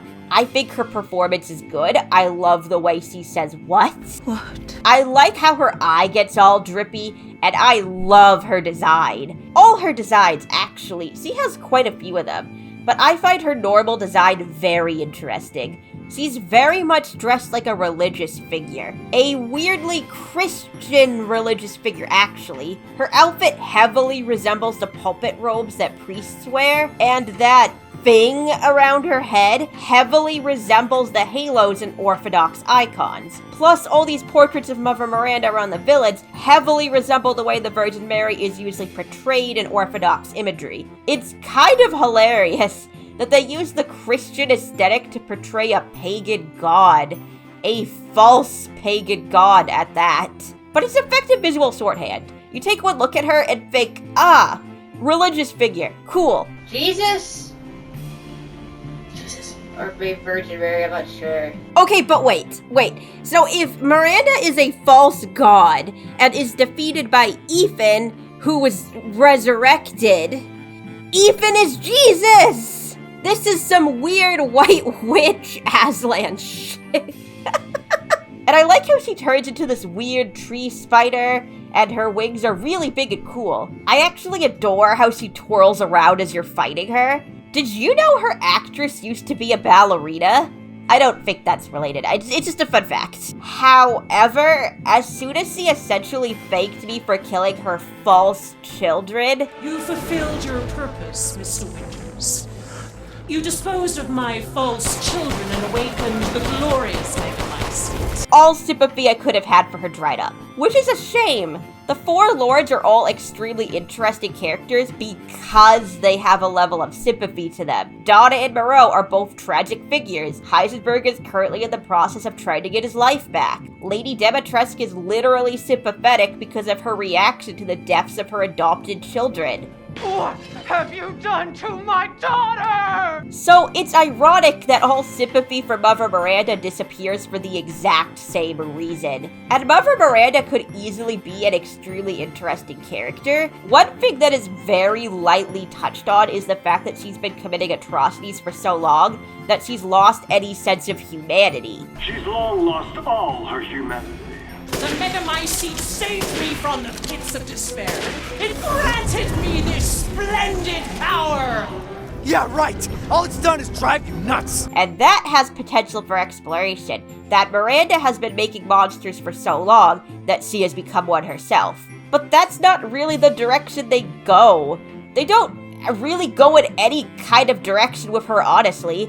They just kind of portray her as a crazy lady who has gone mad in her grief, and that's it. She also feels like she's just tacked on at the very end, and for the record, she's not. She appears twice in the beginning. She's in disguise in the opening scene as well as a few times early on. She's in basically the whole game, but it doesn't feel like she is. And I'm not the only one who thinks that. I think some of the areas could blend together better, and the final boss, Miranda, could be brought into the game a bit sooner. I mean, she's in the game for the entire thing, but I mean, like, character development wise. And what's weird is that I don't feel the same way about the four lords. Despite the fact that they are all sequestered into their little areas, they all somehow feel more integrated into the story than Mother Miranda does. And I think that's because, despite them all having their designated areas in the game, their journals, backstories, and mementos are all spread out. Lady D has a few journals lying around in different rooms in the castle. Heisenberg and Moreau have notes littered around too, along with Heisenberg essentially explaining his backstory and motivations over the intercom, which are spaced out just enough so that you hear about one per floor. Oh, Ethan. Such a disappointment. Mirander thinks we're nothing but children. Soon, she'll start her ceremony with your rose. Not to mention that there are notes and journals outside of their areas, too. Moreau has a lab out by the dead horse pile with notes you can read. You can visit the lab where Lady Dimitrescu was apparently experimented on and find information about her condition. Heisenberg has a short scene outside the factory, talks to you in multiple different locations, and sets up signs to taunt you. Even Donna can be included in this to some extent. Her house gives you all the pieces you need to understand her. The flowers, the dolls, there's a book on poisonous plants. You can see her messed up face and just how lonely and strange this whole place is. And then when you find the journal that reveals her backstory, it just clicks all the pieces into place. This journal is actually found outside her property, so it's spread out from all the other information you gathered on her. And in case you still have any lingering questions, Miranda has short journals for each of the lords. They don't really tell us anything that's deeply important to the story, but instead offer more detailed explanations in case you desperately wanted to know how Heisenberg's metal bending works. Donna's actually made me cry. I'm not kidding. First it says that she has a mental illness, then it explains that Ezzi and the other dolls moving around wasn't actually from the hallucinations. It was because Donna had split up her Kadu and put it inside of her dolls so that they'd come to life and be her friends. Which actually explains the weird shit coming out of Angie's head. And poor Donna, Jesus Christ. She could have gone to therapy, but instead, Mother Mirander put some mold in her eye, and now she's dead. Also, you didn't bother to figure out which mental illness it was? What kind of scientist are you? And yeah, we don't learn these heartbreaking details about Donna until hours and hours after we kill her. So, despite her only being in the game for like 5 seconds, she feels more integrated into the world than the actual main villain, who has every single piece of information about her shoved down your throat at the exact same time, right before you fight her. Hell, certain questions are asked and then answered in the span of just a few minutes. I don't get any of this. How did Miranda even know Rose exists? A moldy little bird told her, maybe? And at the exact same time, you find every other answer you might have been wondering about her. Of course she feels tacked on at the end, when you're suddenly flooded with her entire plan, backstory, and motivation right before the finale. It would have been easy enough to scatter some of these letters and photographs around the village. She has that lab under the stronghold. Both Moreau and Lady D had labs she seemed to spend some time in. But as it is, it literally just feels like she's just kinda shoved in. And that's a shame. So you kill her. Ethan finally gets Rose back, but is now dying. For real this time. Chris tries to get the two to the helicopter, but Ethan, apparently deciding he can't make it, gives Rose to Chris, wraps her in his bloody death jacket, takes the detonator for the bomb Chris planted earlier, and waddles back into the village. Goodbye, Rosemary. Mia is reunited with Rose, but then starts to demand to know where Ethan is. Not before you tell me where Ethan is. Just as he explodes.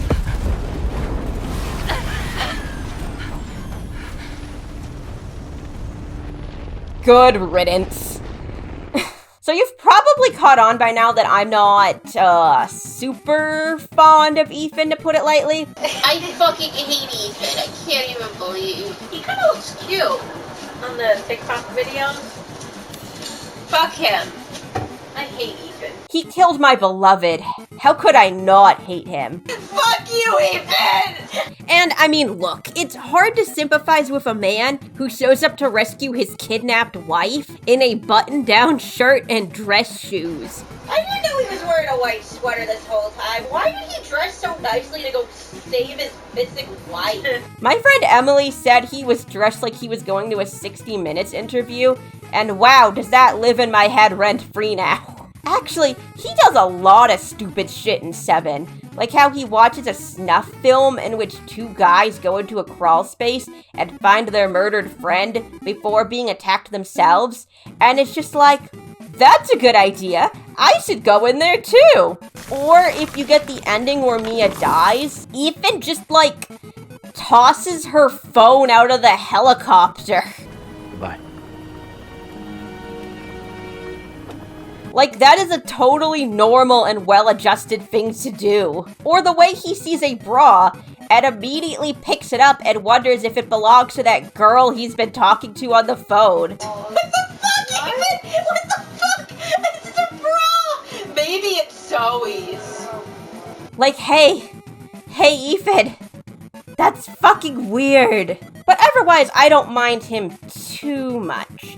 Like, when I say I hate him, I'm mostly kidding. How can I hate someone with such cute, precious little hands? Look at how skinny his arm is! He looks fine like this, and then you give him the knife face. I was so pleasantly surprised when I played 7 that he just kind of like touches everything. Nobody knows what I'm talking about when I bring this up. That the player characters are just like constantly putting their hands on everything. Maybe because it doesn't happen at 8, so I noticed it right away. But it's so cute. I love it. Pet the kitty. Pet the kitty's little paws. Marguerite, I like your cat. Oh! His hands are so little. So dainty. He can't take the tape off of a box because his hands are so delicate. God bless. What do you mean it can't be removed by hand? Ethan, why are your hands so stupid and dainty? Take the tape off! But honestly, something about Ethan's character didn't work for me in 7.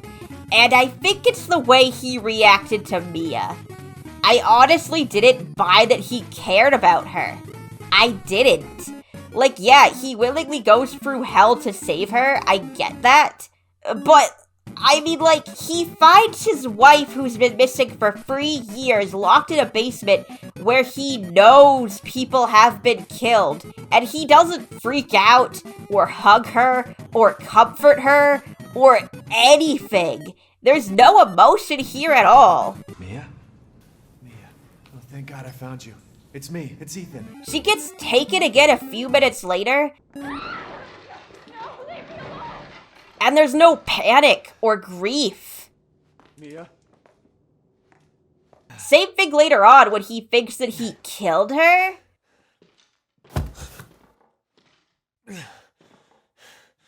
And if you get the bad ending and are actually forced to kill her, he doesn't really react any better. Why, Mia? Why? Also, the fact that you could just choose to leave Mia to die. I'm sorry. I really am. But Zoe will be able to guide the two of us to safety, and then I can come back for you. Go! I don't want to hear it. Both of you just go! Mia. When Ethan's entire quest was to save her is... I mean, it is definitely something. Mia's no good to anyone right now. Or when he watches her getting dragged away by a sexual predator while she's crying out for help. Do something! He just kind of goes, damn it. Damn it. He sounds more annoyed that she didn't answer his questions than upset that his wife is in danger. No more bullshit, Mia. I want some answers. Compare that to how Mia reacts when she watches Ethan get taken. Or how much genuine concern she has when she finds Ethan after he's been missing a while. Stay away from him. Why? He doesn't love you. I can make him love you. Don't hurt him. I get that he's supposed to be a blank slate for the player to project onto, and that's fine, but he still reacts to things. What the fuck? Well, that's special. He still has thoughts that are separate from the players. And I do want to be fair and say that there is a moment or two where he does sound upset about Mia being in danger. Let me talk to Mia. But for the majority of the game, I honestly felt like I wasn't playing a scared man trying desperately to save his wife. It felt like I was playing an empty husk who occasionally says words and manhandles strangers' bras. I'm sorry, I can't get over that. Why is that here? But he is so much better in 8. Okay, sure. At one point, he thinks he's talking to his dead wife on the phone and is way too casual about it. Mia, what are you talking about? But other than that, he does show some shock and anger when Mia is apparently killed in front of him. Mia, oh God. Chris? What the hell? Sorry, Ethan. No! And not just Mia either. He has a pretty strong reaction when Elena dies. God damn it! Showing that having to relive his trauma is extremely devastating for him. Why is everyone dying on me?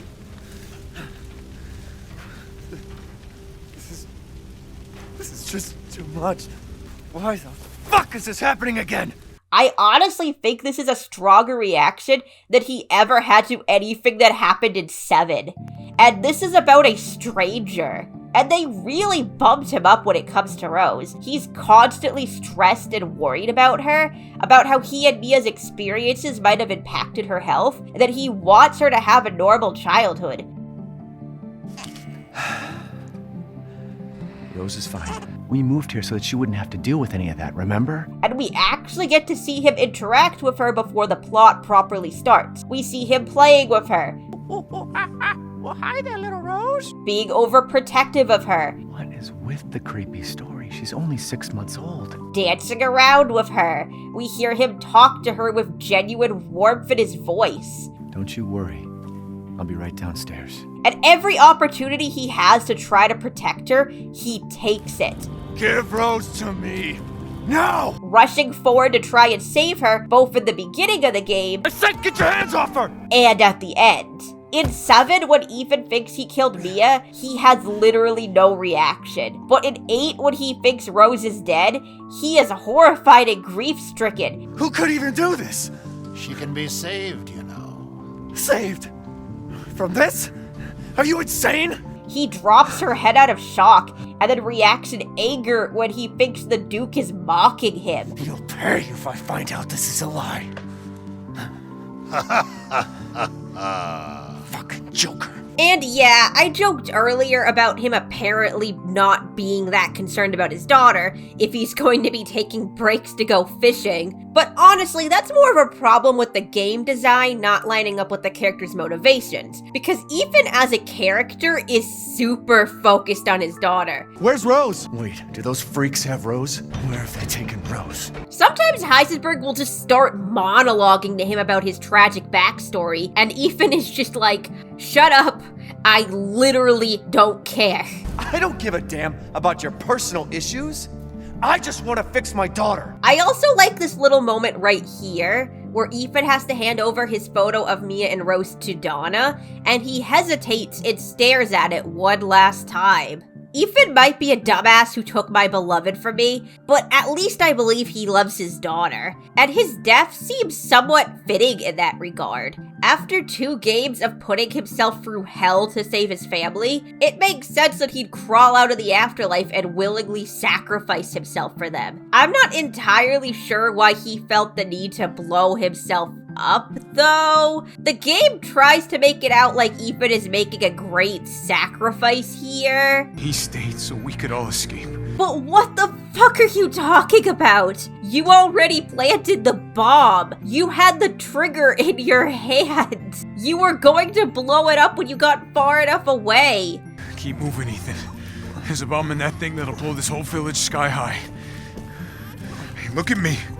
When I hit this trigger, we can't be anywhere near it. Ethan just kind of shambles into the line of fire for some reason. Is it because he was slowing them down? Yeah, he sacrifices himself here, but the sacrifice comes where he fights Mother Miranda, knowing that he's dying, that it's the last thing he's ever going to do. Why does he have to blow himself up? I think they just wanted their main protagonist's death to feel like this big, grand spectacle. But honestly, the entire point of Ethan's character is that he's just a normal, quiet little family man. It would be far more fitting for Ethan to just go to the helicopter and say a proper goodbye to Mia and Rose, the two people he literally died for in both of his games. It'd be a nice way to cement Ethan's sacrifice, to show that all the pain and turmoil he put himself through was worth it. But I guess this was more dramatic. Whatever. So Chris is all pissed about what happened and swears to make someone pay for it. Someone's gotta pay. Mia is sad about her dead husband, but Rose is alive and well. Credits, short epilogue of teenage Rose visiting Ethan's grave, the end. I am 25 pages into the script. Okay. So now that the plot and basic groundwork is in place, I would like to pivot to the phonemic analysis portion of this video, because I've clearly had a lot of time to think about this thing, and I have some thoughts that I'd like to share. I've seen some debate about whether or not Lady D actually cares about her daughters. Yes, I'm talking about her again. I mean, most people seem to lean on the side of yes, but I have seen some people say that she considers them nothing more than her property. And I mean, there is a line or two that does kind of point to that. How much blood and sweat do you think it took to raise those daughters? Now, personally, I think to say that she considers them nothing more than property is inaccurate, because she is shown to be saddened about how painful their deaths were. It was cold, wasn't it, Daniela? And we also have the journal entry where Lady D decides to adopt them. If she truly saw them as nothing more than objects, I would expect her to say something along the lines of, I feel like they could be useful to me. But no, it's about how she senses a bond between us, like mother and daughters. What the fuck is that voice? However, on the flip side of that, she does play kind of fast and loose with their safety, and her disregard for their well-being is ultimately what causes their deaths. I briefly mentioned this before, but after Ethan kills Bela, Lady D has a phone conversation with Mother Miranda, in which she says, because he is in my castle and has already proven too much for my daughters to handle. But then she sends her remaining two daughters after him anyways. Or at least Cassandra. Cassandra! Since we see Lady D yelling at Cassandra to go kill Ethan. Enough games! I want that man's head! Now go! Of course, Mother. After she says that her daughters can't handle him. Cassandra, you pushed yourself too far. What do you mean she pushed herself too far? You're my daughter! Now act like it! Of course, Mother. What's happening here is pretty clear. Lady D hates Ethan and wants nothing more than to watch him suffer and die. And she throws everything she has at him to make it happen. And what she has is her daughters.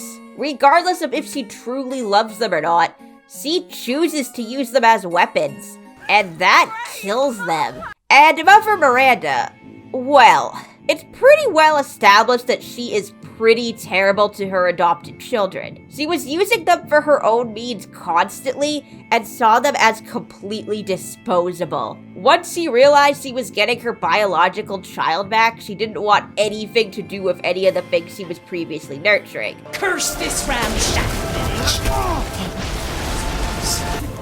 Those foreigners, they could do nothing to assuage my years of loneliness. So she slaughtered the village and sent Ethan Winters to kill off her 4 adopted kids. Heisenberg believed that Miranda wanted Ethan as her child, that she was sending him to kill her 4 adopted children, and then was going to keep him as her own. It's a test to see if you're strong enough to be a part of Mirander's family. And Moreau honestly seems to think the same thing.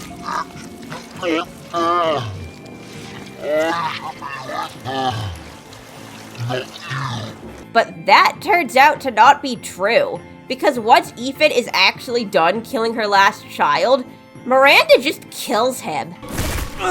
And when Ethan actually comes back, she tells him what his purpose was: to kill her adopted children and to awaken the Beneviento. You fulfilled your purpose, Mr. Winters. You disposed of my false children and awakened the glorious Megamycete. And a little bit earlier, she refers to learning from Ethan and calls him a lab rat. But I've learned all I can. Your worth as a lab rat has run out. Lady Dimitrescu seemed to believe that Ethan, or at least Ethan's blood, is necessary for the ceremony. My daughters and I will deliver them. Way ugly! I want to see. Give the mortal to me, and I will ensure he is ready. But nah, it just turns out that Miranda wanted it for research purposes. I will make sure to sample your blood for later. And also for a delicious snack. We also know that Miranda was doing experiments on Mia. I was caught. Used in experiments. And that she split Rose up into 4 parts in order to test her regenerative powers. So yeah, it makes sense. She wants to get the full scale of how powerful Rose is by testing her father. That's why she gave him to Heisenberg. Heisenberg, the man's fate is in your hands. And wouldn't let Lady Dimitrescu kill him, because Lady Dimitrescu would have just ate him. Nothing there to observe, but Heisenberg wanted to test him by putting him in an obstacle course. Even if Ethan didn't survive, which I didn't, she still would have learned something about his strength and regenerative abilities just by watching him. Or when the battle in the beginning became too much and Ethan couldn't fight anymore, Miranda called the Lycans away to ensure that Ethan was still alive for the actual tests he wanted to do. And then proceeded to nudge him both towards the castle and towards the other lords' houses. The crests of the 4 bloodlines may open the path you seek. Where she deliberately made sure the pieces of his missing daughter would be guarded by the children she didn't want anymore. It's killing 2 birds with 1 stone. She'd get to see if Ethan is more powerful than the 4 lords, and also be rid of her so-called false children. So she too used her adopted children as weapons, though in a much more malicious and calculated way, and that, once again, got every single one of them killed. But when Ethan gets the chance to use his daughter as a weapon, he refuses. My daughter is not a weapon. And Rose actually survives. Even Elena dies for her father. After spending a good chunk of the game protecting and making excuses for him, He's not used to relying on other people. I'm sorry. She willingly runs back into the fire in a vain attempt to save his life. He said my name! Father! Wait, it's not safe! Ethan and Rose is the only parent-child relationship where the parent puts the child's needs before their own, and is, as a result, the only one where the child is still alive in the end. And you know what? Of course Ethan wouldn't want to use his daughter as a weapon. Of course he wouldn't. Not after what he went through in Resident Evil 7. Does it want to be my daddy? Then he can die. Eveline was the main antagonist of 7, and she was a child who was specifically bred to be a weapon. She was an object to the people around her, and she knew it. I think it's interesting that the thing that eventually made her start to melt down was when she got to live the illusion of having a family. Basically, she was being transported on a boat to Central America, and in order to avoid suspicion, 2 agents, Mia and Alan, were pretending to be her parents. I know the hurricane hitting the boat is more or less what got the blame for her becoming unstable, but at the same time that was happening, Eveline was finally getting a taste of what she'd been missing all of her life. even seeming to believe that it was real and not just a poorly constructed ruse. Can we be a family like before? She killed the crew so they wouldn't make it to their destination, told Mia she was sick of living in labs and wanted to live in a house. I don't want to live in the lab anymore. I want a house. And made Mia promise to be her real mommy. And I want you to be my mommy. Okay, Evie. I'll be your mommy. Just come back with me. Right now. Okay? She then killed her pretend father once it became clear he hated her. That little bitch, she never trusted. Okay, wait. Evie, no, Evie. Once she washed up at the baker's house, she saw an opportunity to get the family she so desperately craved, and so she took control and forced them into becoming the family she always desired, along with kidnapping people and trying to force them to become part of her family too. You're gonna be one of us. And then maybe you'll play nicely. So, the progression is clear. Child is treated as a weapon from infancy, isn't allowed to live a normal life, suffers a meltdown, and hurts a lot of people when no one is able to get her under control. And there isn't exactly a lot of sympathy shown to her in the story. It was that thing, Eveline, who made them that way. The only one who has any kind of sympathy for her at all is Jack. Listen, the girl just wants a family of her own. And me. I felt bad for her. I know she's mostly just a spooky jump scare child, but she still has a few lines here and there that sound just like an actual kid. You said we could be a family.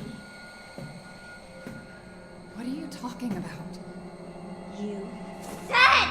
When you stab her with the necrotoxin, and we see her in her true form, she says, "Why does everyone hate me?"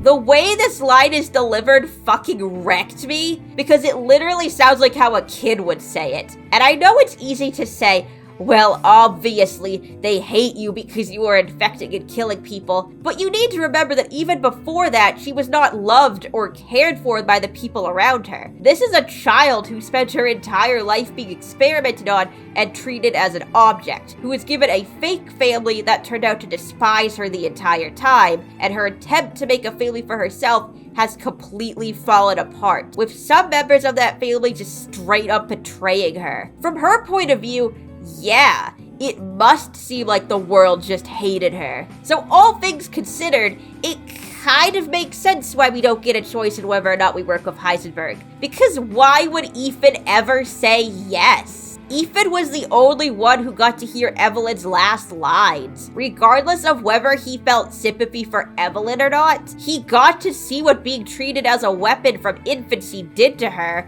and he did not want that same fate for his daughter. My daughter is not a weapon. However, I actually think this moment would be stronger.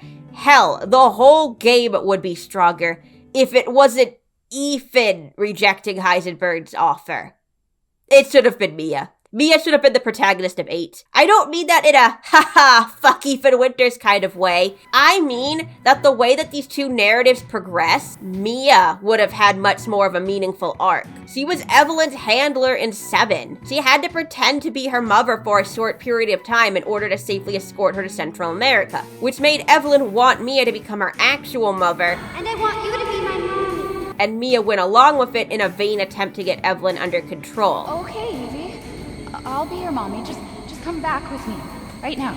Okay? After getting her memories back, however, Mia blatantly rejects Eveline. Can we be a family like before? No, Evie. Refusing to be her mother, telling her that they never were and never would be a family. We were never a family. We will never be a family. And, regardless of which ending you get, calling the child a bitch. Now go kill that little bitch. Go kill that bitch. Mia never shows a single ounce of warmth or sympathy towards Eveline, which is understandable considering the atrocities this child commits. But even in the very beginning, she shows a certain level of disdain for her. I cannot wait to be done with this babysitting job. And the fact that this super powerful child who has been deprived of love all of her life and just wants a family, specifically latching onto Mia and choosing her to be her mother, despite Mia having absolutely no interest, is basically the driving force behind the entire story. And then, fast forward to 8.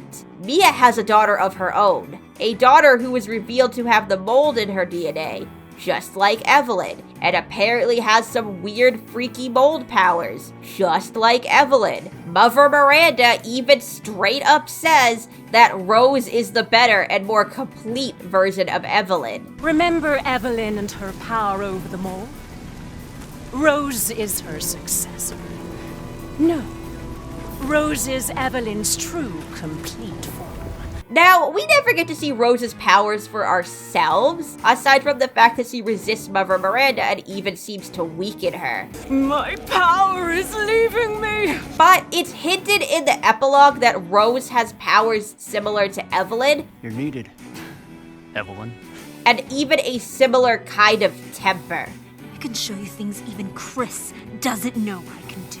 So we have Mia, who was given a maternal role over the super powerful mold child and rejected her at every turn, now having a maternal role over another super powerful mold child. And she can't wiggle herself out of it this time because she gave birth to this one. She is now legally, biologically, the mother of the new Eveline. Mia would obviously have some lasting trauma over what Eveline did to her, but she'd also have to deal with the fact that she had a hand in it as well. It wasn't just that Mia didn't want to be Eveline's mother that was so harmful, she also literally worked for the organization that turned Eveline into a weapon in the first place. She had orders to put Eveline down if she got to be too much, something that she ends up putting onto Ethan after she is either killed or recaptured.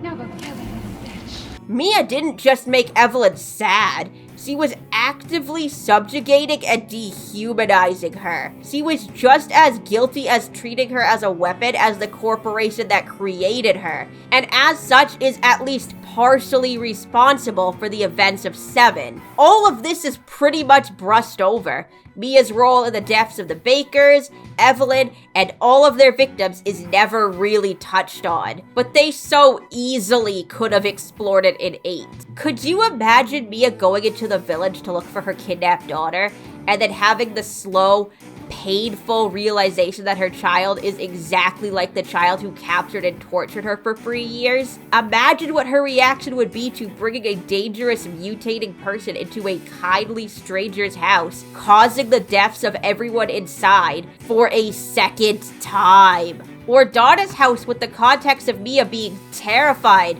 that her own child is going to turn out like Eveline. Hell, even Donna begging the protagonist to adopt her. I'd make a much better daughter than Rose. Please, won't you stay with me forever? And essentially accusing you of favoring Rose. You do this to Rose too. Would have way more meaning if it was Mia. We'll be together forever. So when Moreau crying to you about how his adopted mother doesn't love him, and Heisenberg lashing out in anger at his adopted mother. And imagine Mia looking Heisenberg right in the eye and saying, "No, I will not let this one be used as a weapon." That would be so cool and would give Mia an arc that she didn't have before, as well as a complete thematic through line between the two games. The only area that I think has more intrigue with Ethan is probably the castle, since Lady D hates men so much, and the daughters aren't used to being around a man. I don't think their interactions would be as entertaining if it was Mia in the protagonist role. But still, there is a very clear contrast between Lady D and Mia, and that they both adopted mutant daughters whom they were responsible for subjugating in the first place. That being Lady D experimenting on the daughters, and Mia working for the agency that created Eveline. And whereas Lady D cared for her adopted daughters for at least 60 years, Mia dumped her adopted daughter as soon as she possibly could. Hell, the comparison between Mia and Mother Miranda would be even more interesting, because Mother Miranda happily dumps her adopted children, but continues to love and adore her biological child, something that Mia has essentially done herself. Not to mention the fact that Miranda, Lady D, and Mia are all mothers. Not to invalidate Ethan as a father, this game certainly works as a story about parenthood as a whole, but all the imagery in the game relating to parenthood features women and their children, and the villain is literally called Mother Miranda, so I think it would feel more concise if motherhood was specifically focused on. And see, swinging back to that whole screed I went on earlier, I don't hate Ethan. I hate the fact that the story chooses to focus on Wonder Bread McGee when there is a much more compelling and interesting option for a protagonist right here that they just keep shoving off to the side. Joanna pointed out to me that Mia spends almost the entirety of both of these games locked up in cages. And yeah, that's true. Even in 7, when she gets to have her badass level running around the boat, she just gets immediately killed or captured afterwards, and we switch back to Ethan's perspective. And in 8, the real Mia is literally in a cage until right before the finale. She's more or less a damsel in distress for the majority of 7, and in 8, she serves as the dead wife, only being brought up whenever Ethan needs to feel some emotions, and not even shown interacting with him aside from this one flashback when they're arguing. We don't even see her reaction to finding out her daughter is a superpowered mutant child. Does she already know? She knows Ethan is a mold man, so she must suspect Rose is kinda weird, but she says she's not worried about Rose. I keep telling you, it's not Rose that I'm worried about. So does she not know? Or is she not concerned about it? How could she not be concerned about it after what happened with Eveline? Stop it, Eveline! She isn't even in the epilogue where we see Rose grown up, which is a shame because, woo, this epilogue has some implications. This epilogue is something like 15 years in the future. Rose very clearly belongs to some kind of organization. Duty calls. And, remember how Mia had orders to put Eveline down if she caused them any problems on the boat? Well, look what happens when Rose acts aggressively to one of the agents. We have a clear shot. Stand down. I can handle it. Luckily, this agent seems to understand and sympathize with Rose's humanity. She's just a kid. But that doesn't make this okay. She's being treated just the same as Eveline. We've gone full circle. Nobody's learned anything. Where's Mia? What does she think of this? Holy shit! Ethan sacrificed everything for Rose to assure that she was her own person, that she'd have full autonomy over her body and live her life as she chooses. He said himself to Heisenberg, "My daughter is not a weapon." Well, apparently that didn't fucking work out because here she is, apparently in training to be some kind of a weapon. Did Chris just straight up watch this guy die to save his daughter and then stick that daughter into a situation where she can get shot if she misbehaves? Watch over her. Teach her to be strong. We have a clear shot. Like, seriously, what a hilarious ending that would be. Oh, Ethan sacrificed everything to save his little girl. Bam! Shot dead right in front of his grave. Like, way to make everything Ethan died for completely meaningless. You're a lot like him, you know?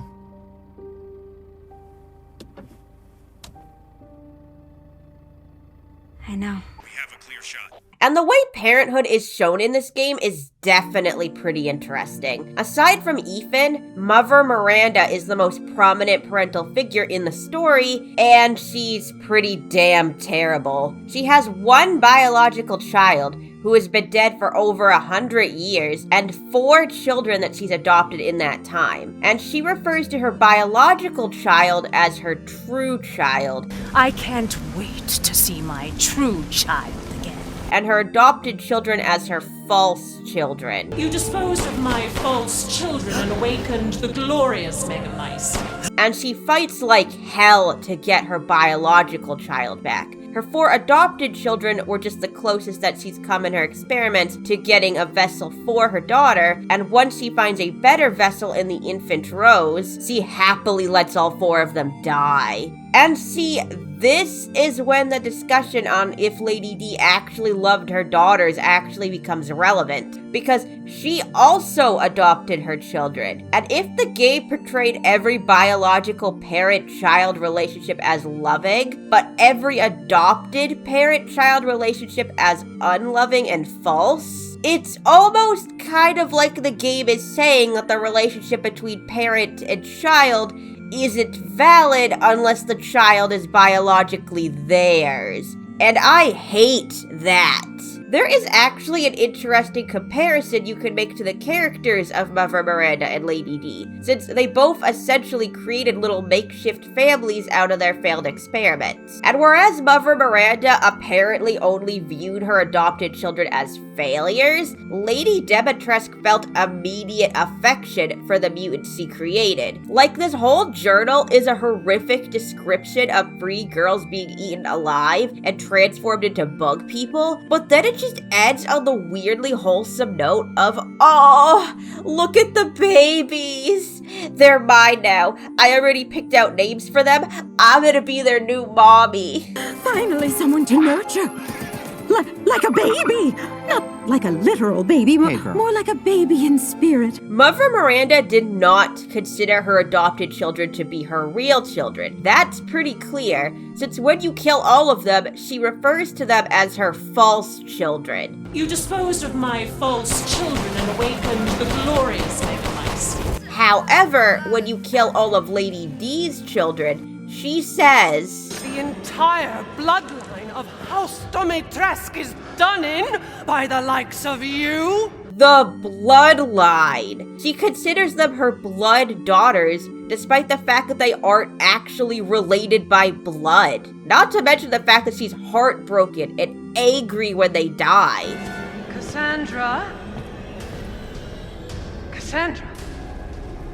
No! It's pretty commonly said online that after you kill all of her daughters, if you zoom in on her face, you can see that she is crying. And this is true. If you go into photo mode and zoom all the way in, her eyes are super, super red. But they're actually red before that, too. This is from before I killed either Daniela or Cassandra, so Bela is the only one dead at this point. Maybe her character model just kinda looks like this, but in theory, she's just kind of wandering around her castle, quietly crying about her dead children for the bulk of this area. And if that's not the saddest thing you've ever heard, then I don't know what to tell you. So yeah, Resident Evil 8 manages to skirt by the uncomfortable implication that adopted children are invalid. Mother Miranda might not consider her adopted children to be legitimate, but Lady D certainly does, and poor parenting decisions aside, she does seem to be coming from a place of genuine care. But probably a more interesting comparison to make is between Mother Miranda and Ethan Winters, because they both have the same goal, right? To get their daughters back. Our child. She's so important, isn't she? She's everything to me. And mine to me. And both sacrifice other people's children and destroy entire families just to achieve that goal. Ethan keeps saying during the boss battle with Mother Miranda, "Rose is my daughter. You can't sacrifice my daughter to save your daughter." You understand the love of a parent and child. How can you deny me? Why the hell can't you realize Rose is my goddamn kid, not yours? She's my goddamn daughter, you psycho! But how is that any different than the boss battle with Lady D, where she says essentially the same thing?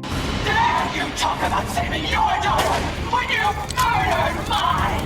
And what about Mother Miranda's children? She didn't actually care about her adopted children, obviously, but Ethan didn't know that. And yet here he is, going from house to house, killing them one by one in order to get his daughter back. And yes, obviously, Ethan is mostly acting defensively here. He doesn't go into houses with the intent of killing anyone. Granted, maybe he should have just pocketed Rose's arms and booked it out of there instead of just standing around bragging to Moreau. I'll just be taking this. But still, Ethan is not actively going out of his way to hurt anyone, whereas Mother Miranda's entire plan revolves around hurting people. I mean, take that one scene with the villagers. A good few of them didn't really treat Ethan that great. Took your damn time. Who's this? A friend! Outsiders, you're gonna get us all killed! But he's still angry and devastated when they die. Why is everyone dying on me?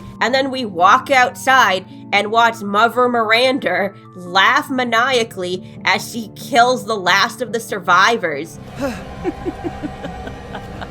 who had literally worshipped her like a god. I'm not claiming that Ethan Winters is just as bad as Mother Miranda, because he's obviously just not. But both characters have decided that the life of their child trumps the lives of other people's children, and don't really seem to show any kind of concern or remorse for the grief they caused the parents left behind. Curse you!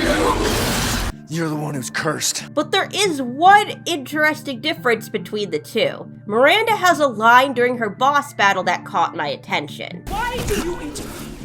Surely you have no need of Rose now, so close to death. Yes, this whole section of the analysis is based off of one line. I'm sorry. Miranda doesn't understand why Ethan is fighting so hard to get Rose back if he's just going to die in a few minutes anyways. And she is right in a sense. Ethan might have succeeded in his quest, but he won't get to enjoy the fruits of his labor. He'll never get to watch Rose grow up. He won't be a part of her life. And odds are, she won't even remember him. But that's not what Ethan wanted when he went in to fight Miranda. Maybe it was what he wanted when he stormed the castle, but by the time he shows up for the final confrontation, he knows he's done for. But Ethan, are you sure of this? Your body is, well, falling apart. Yes.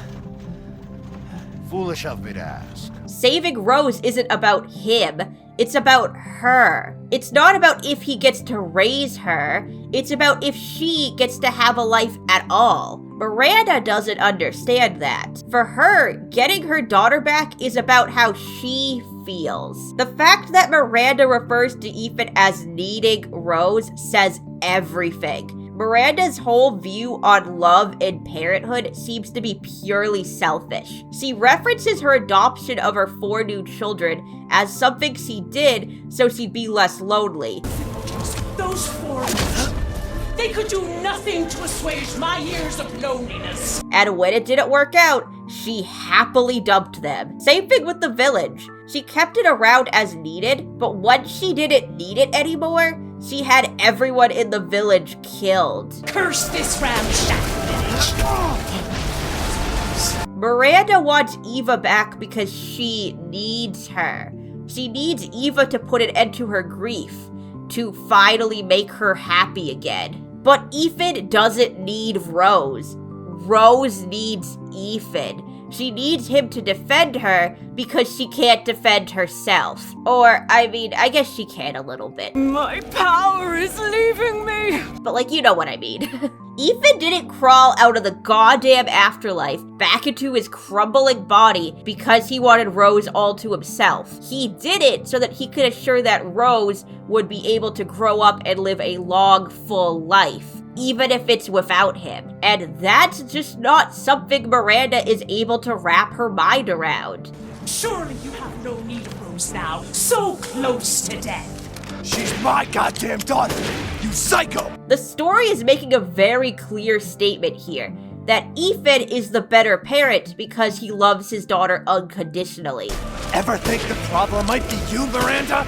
You're not capable of real love. Everything Ethan does in the story is more for Rose's well-being than his own, and as such, he's able to successfully save her and assure that she's able to grow up and live a long, happy life. Hell, that's what the moral of the fairy tale being read in the beginning ended up being about. When Mother Miranda was telling the story to Rose, the father was barely even mentioned and the mother was dropped pretty quick. Instead, focusing on the child being in danger from 4 fairy tale monsters, who weren't exactly evil, but did turn on her quickly enough, and the dark witch who they all served. But during the credits, when the real Mia is telling the story, the parents come back, and the father uses his love to save her from the monsters, even at the cost of his own life. But the witch was strong, and father yelled, "Save our daughter!" So mother bore their child to safety as the forest was consumed. The father's sacrifice is seen as a tragedy,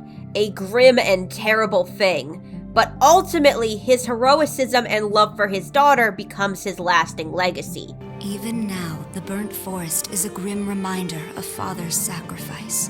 As is true for Ethan's sacrifice for Rose. She was definitely too young to have any memories of him, but she remembers him through the story detailing his sacrifice, which is hilarious because Ethan hated that book. What is with the creepy story? She's only 6 months old.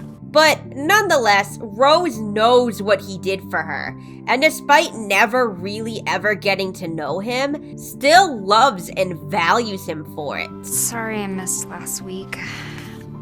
I have a lot of tests coming up. You know how it is. Which is a beautiful note to end the story on. Except for the thing where some organizations are apparently cool with just putting Rose down like a dog. We have a clear shot. But, you know. So, where do we go from here?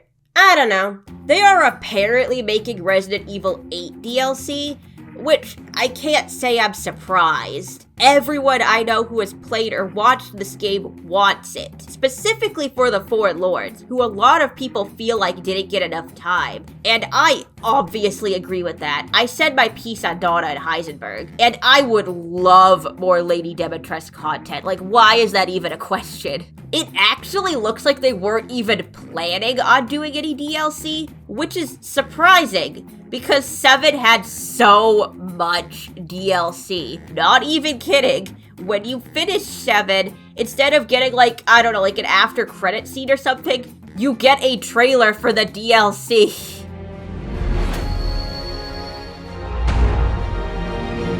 And there is a lot of stuff in the DLC that probably should have been in the game. So there's this character Lucas, right? He's the baker's son. We first encounter him at the dinner scene. Dumb son bitch wasn't no good if it hit him. Yeah. His dad cuts his hand off.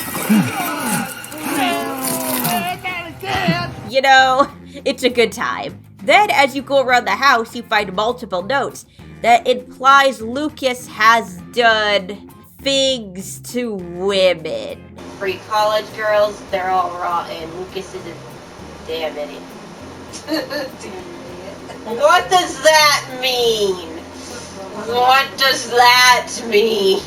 Then he drags Mia away while she's screaming for help. Don't just stand there. Do something! Then he kidnaps Zoe. I thought you should know. I decided that Zoe needed a timeout. She and Mia are here with me. And they're keeping each other company. And at this point, I'm just like, oh, I am going to fucking kill this guy. And then you find a VHS tape in which he tortures and burns a guy alive. And I'm just like, oh, okay, let's go. I am going to fucking destroy this guy. I talk a big game, but I was very scared during the entirety of his area. Please be a doll. Fucking, I am very concerned about where this is going. He gives me bad vibes. There was a note that said he ruined a couple of girls. Like, what could that else possibly be? Lucas actually scared the fuck out of me. Like, every time he showed up or talked to me, my skin would just crawl. Oh my god, get his fucking face off from there. Jesus Christ.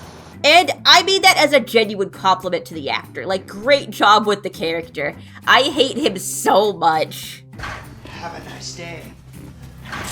And I was very eager to kill him off. Face, I'm gonna fucking kill you. But then I got to the end of Lucas's part, and we don't fight him.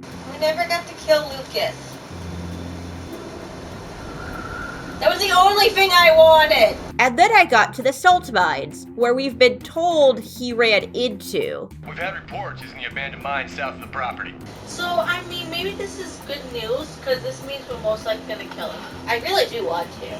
And I don't fight him. And then I got to the end of the game, and guess the fuck what? What the hell happened to Lucas? Yeah, where's Lucas? I wanted to kill Lucas. That was pretty anticlimactic. Yeah, if you want to fight Lucas, one of the main villains of the game, you have to get the DLC. It is, fortunately, the free DLC, so it's not behind a paywall, but I'm sorry, that's still bullshit. There is so much build-up to Lucas, only for him to just vanish from the plot.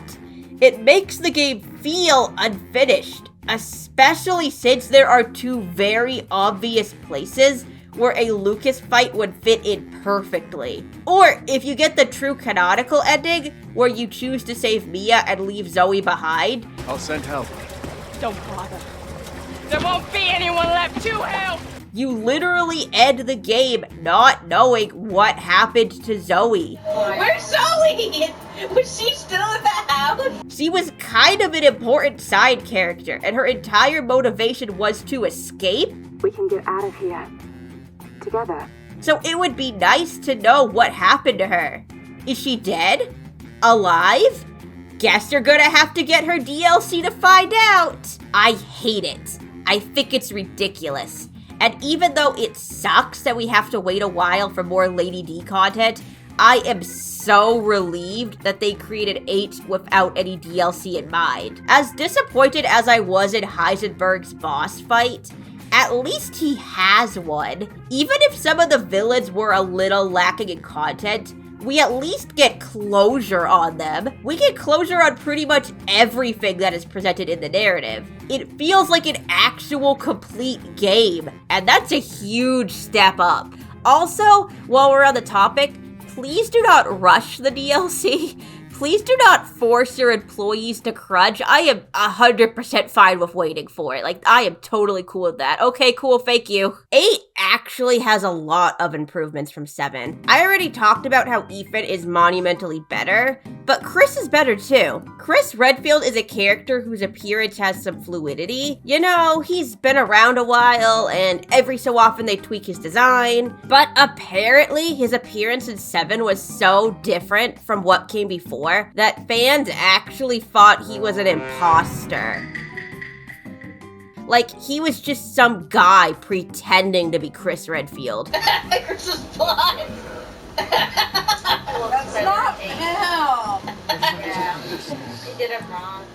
We faded out the purple. You don't like this, Chris? No. The other one is better. But they rectified this in 8, making him closer to what fans were used to. The difference is stark. Like, wow, man, what the fuck happened to you in the past 3 years? The way I differentiate between these two is that this one is a vegan, and this one only eats raw steak and eggs. And I like steak Chris. Vegan Chris doesn't really have much of a personality other than being stoic. This one we get to see his sensitive side a little more. His arms look like tree trunks. It's a good time. The graphics have improved as well. The graphics in 7 don't look bad, but going from 8 to 7, like, yeah, you could definitely tell there's an improvement. And oh my god, why is the inventory so small? It's so small, guys. Please stop. My eyes don't work.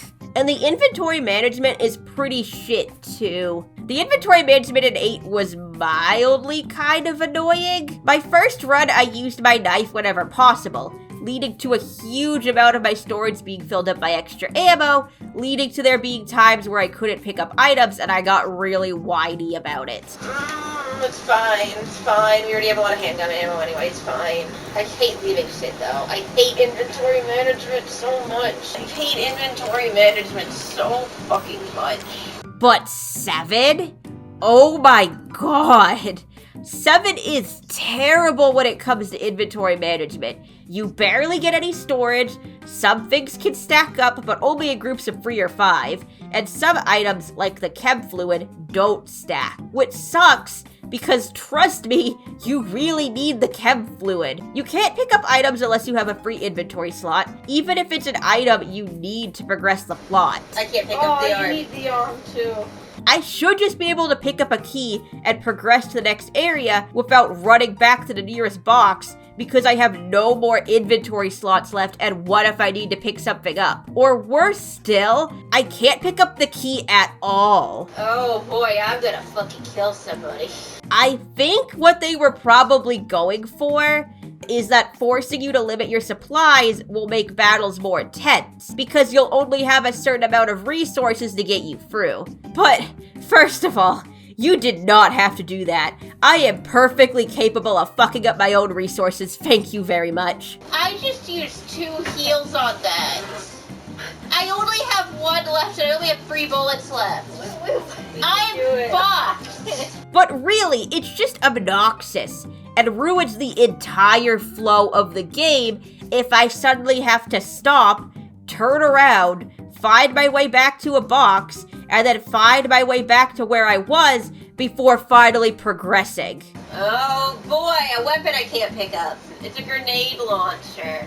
I loved the grenade launcher in Resident Evil. Hold on, I gotta keep myself. Resident Evil 8 essentially solves this problem. Crafting items get their own tab, items needed to progress the story get their own tab, and items that you have specifically to sell have their own tab. Weapons, upgrades, heals, and meats are the only thing in your main inventory, and you can rearrange them whenever you want to make more room. Yes, thank you, Jesus.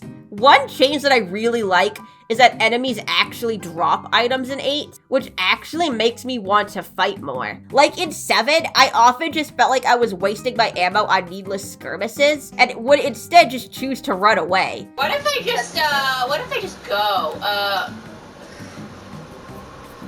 There we go, solve the problem. But in 8, I actually chose to stand my ground because at least I knew I would get something out of these fights. And in 7, you had to either switch to the knife or waste a bullet to break open a box. But in 8, the game just automatically has you use the knife. You also can't block and fight at the same time in 7, but you can in 8.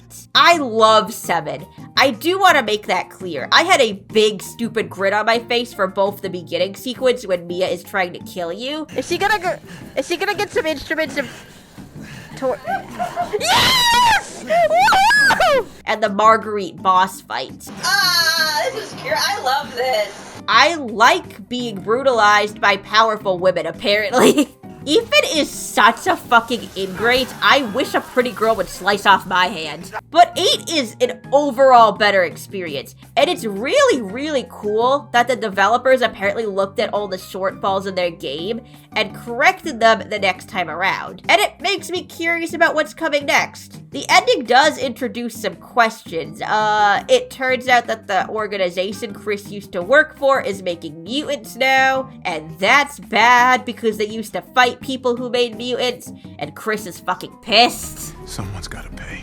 But if I were to guess, the story will probably be following Rose. After the epilogue, we see some text saying, the father's story is over, meaning it's the daughter's turn? Not to mention the epilogue setting up some questions like, who does Rose work for? What exactly kind of powers does she have? Where the fuck is Mia? Like, seriously, are they ever gonna let you do anything? Mia needs to go back to her old zombie form and start slicing some bitches up. Mia just needs her own game, period. But I also came to a weird realization while I was letting the end of this game sink in. The mitochondria, right? It catalogs the consciousness of anyone who comes into contact with it. The Megamycete catalogs all of us. And if Mother Miranda is to believe, you could use that to bring people back from the dead. So, the writers essentially gave themselves the ability to bring any character back from the dead. Any character from 7 or 8 at least. But they could retcon earlier games too. Like, oh, that black slime on the wall over there is the Mutant XDM. I don't know if this is the direction the franchise would actually go, but it could. They could bring back Lady Dimitrescu. There's still hope. I don't know. The point is that things can easily get wild now, and I am here for it. Whatever it turns out to be. I had a blast with both of these games, and I'm looking forward to whatever comes next. and also what came before. I have some interest in the earlier games in this series. I'm probably going to try the remakes of 1 to 3 at some point, and I've heard good things about 4. I don't know if I'd ever make a video about them, but I also never thought I'd be making a video about this. I'm supposed to be balls deep in an Until Dawn video right now, god damn it. But like, if you actually watched this entire video, thank you so much. You are my new best friend. Please consider liking and subscribing. If I get to 1,000 subscribers before the end of the year, I'll, I didn't think about that. I'll do something. I don't know. Goodbye.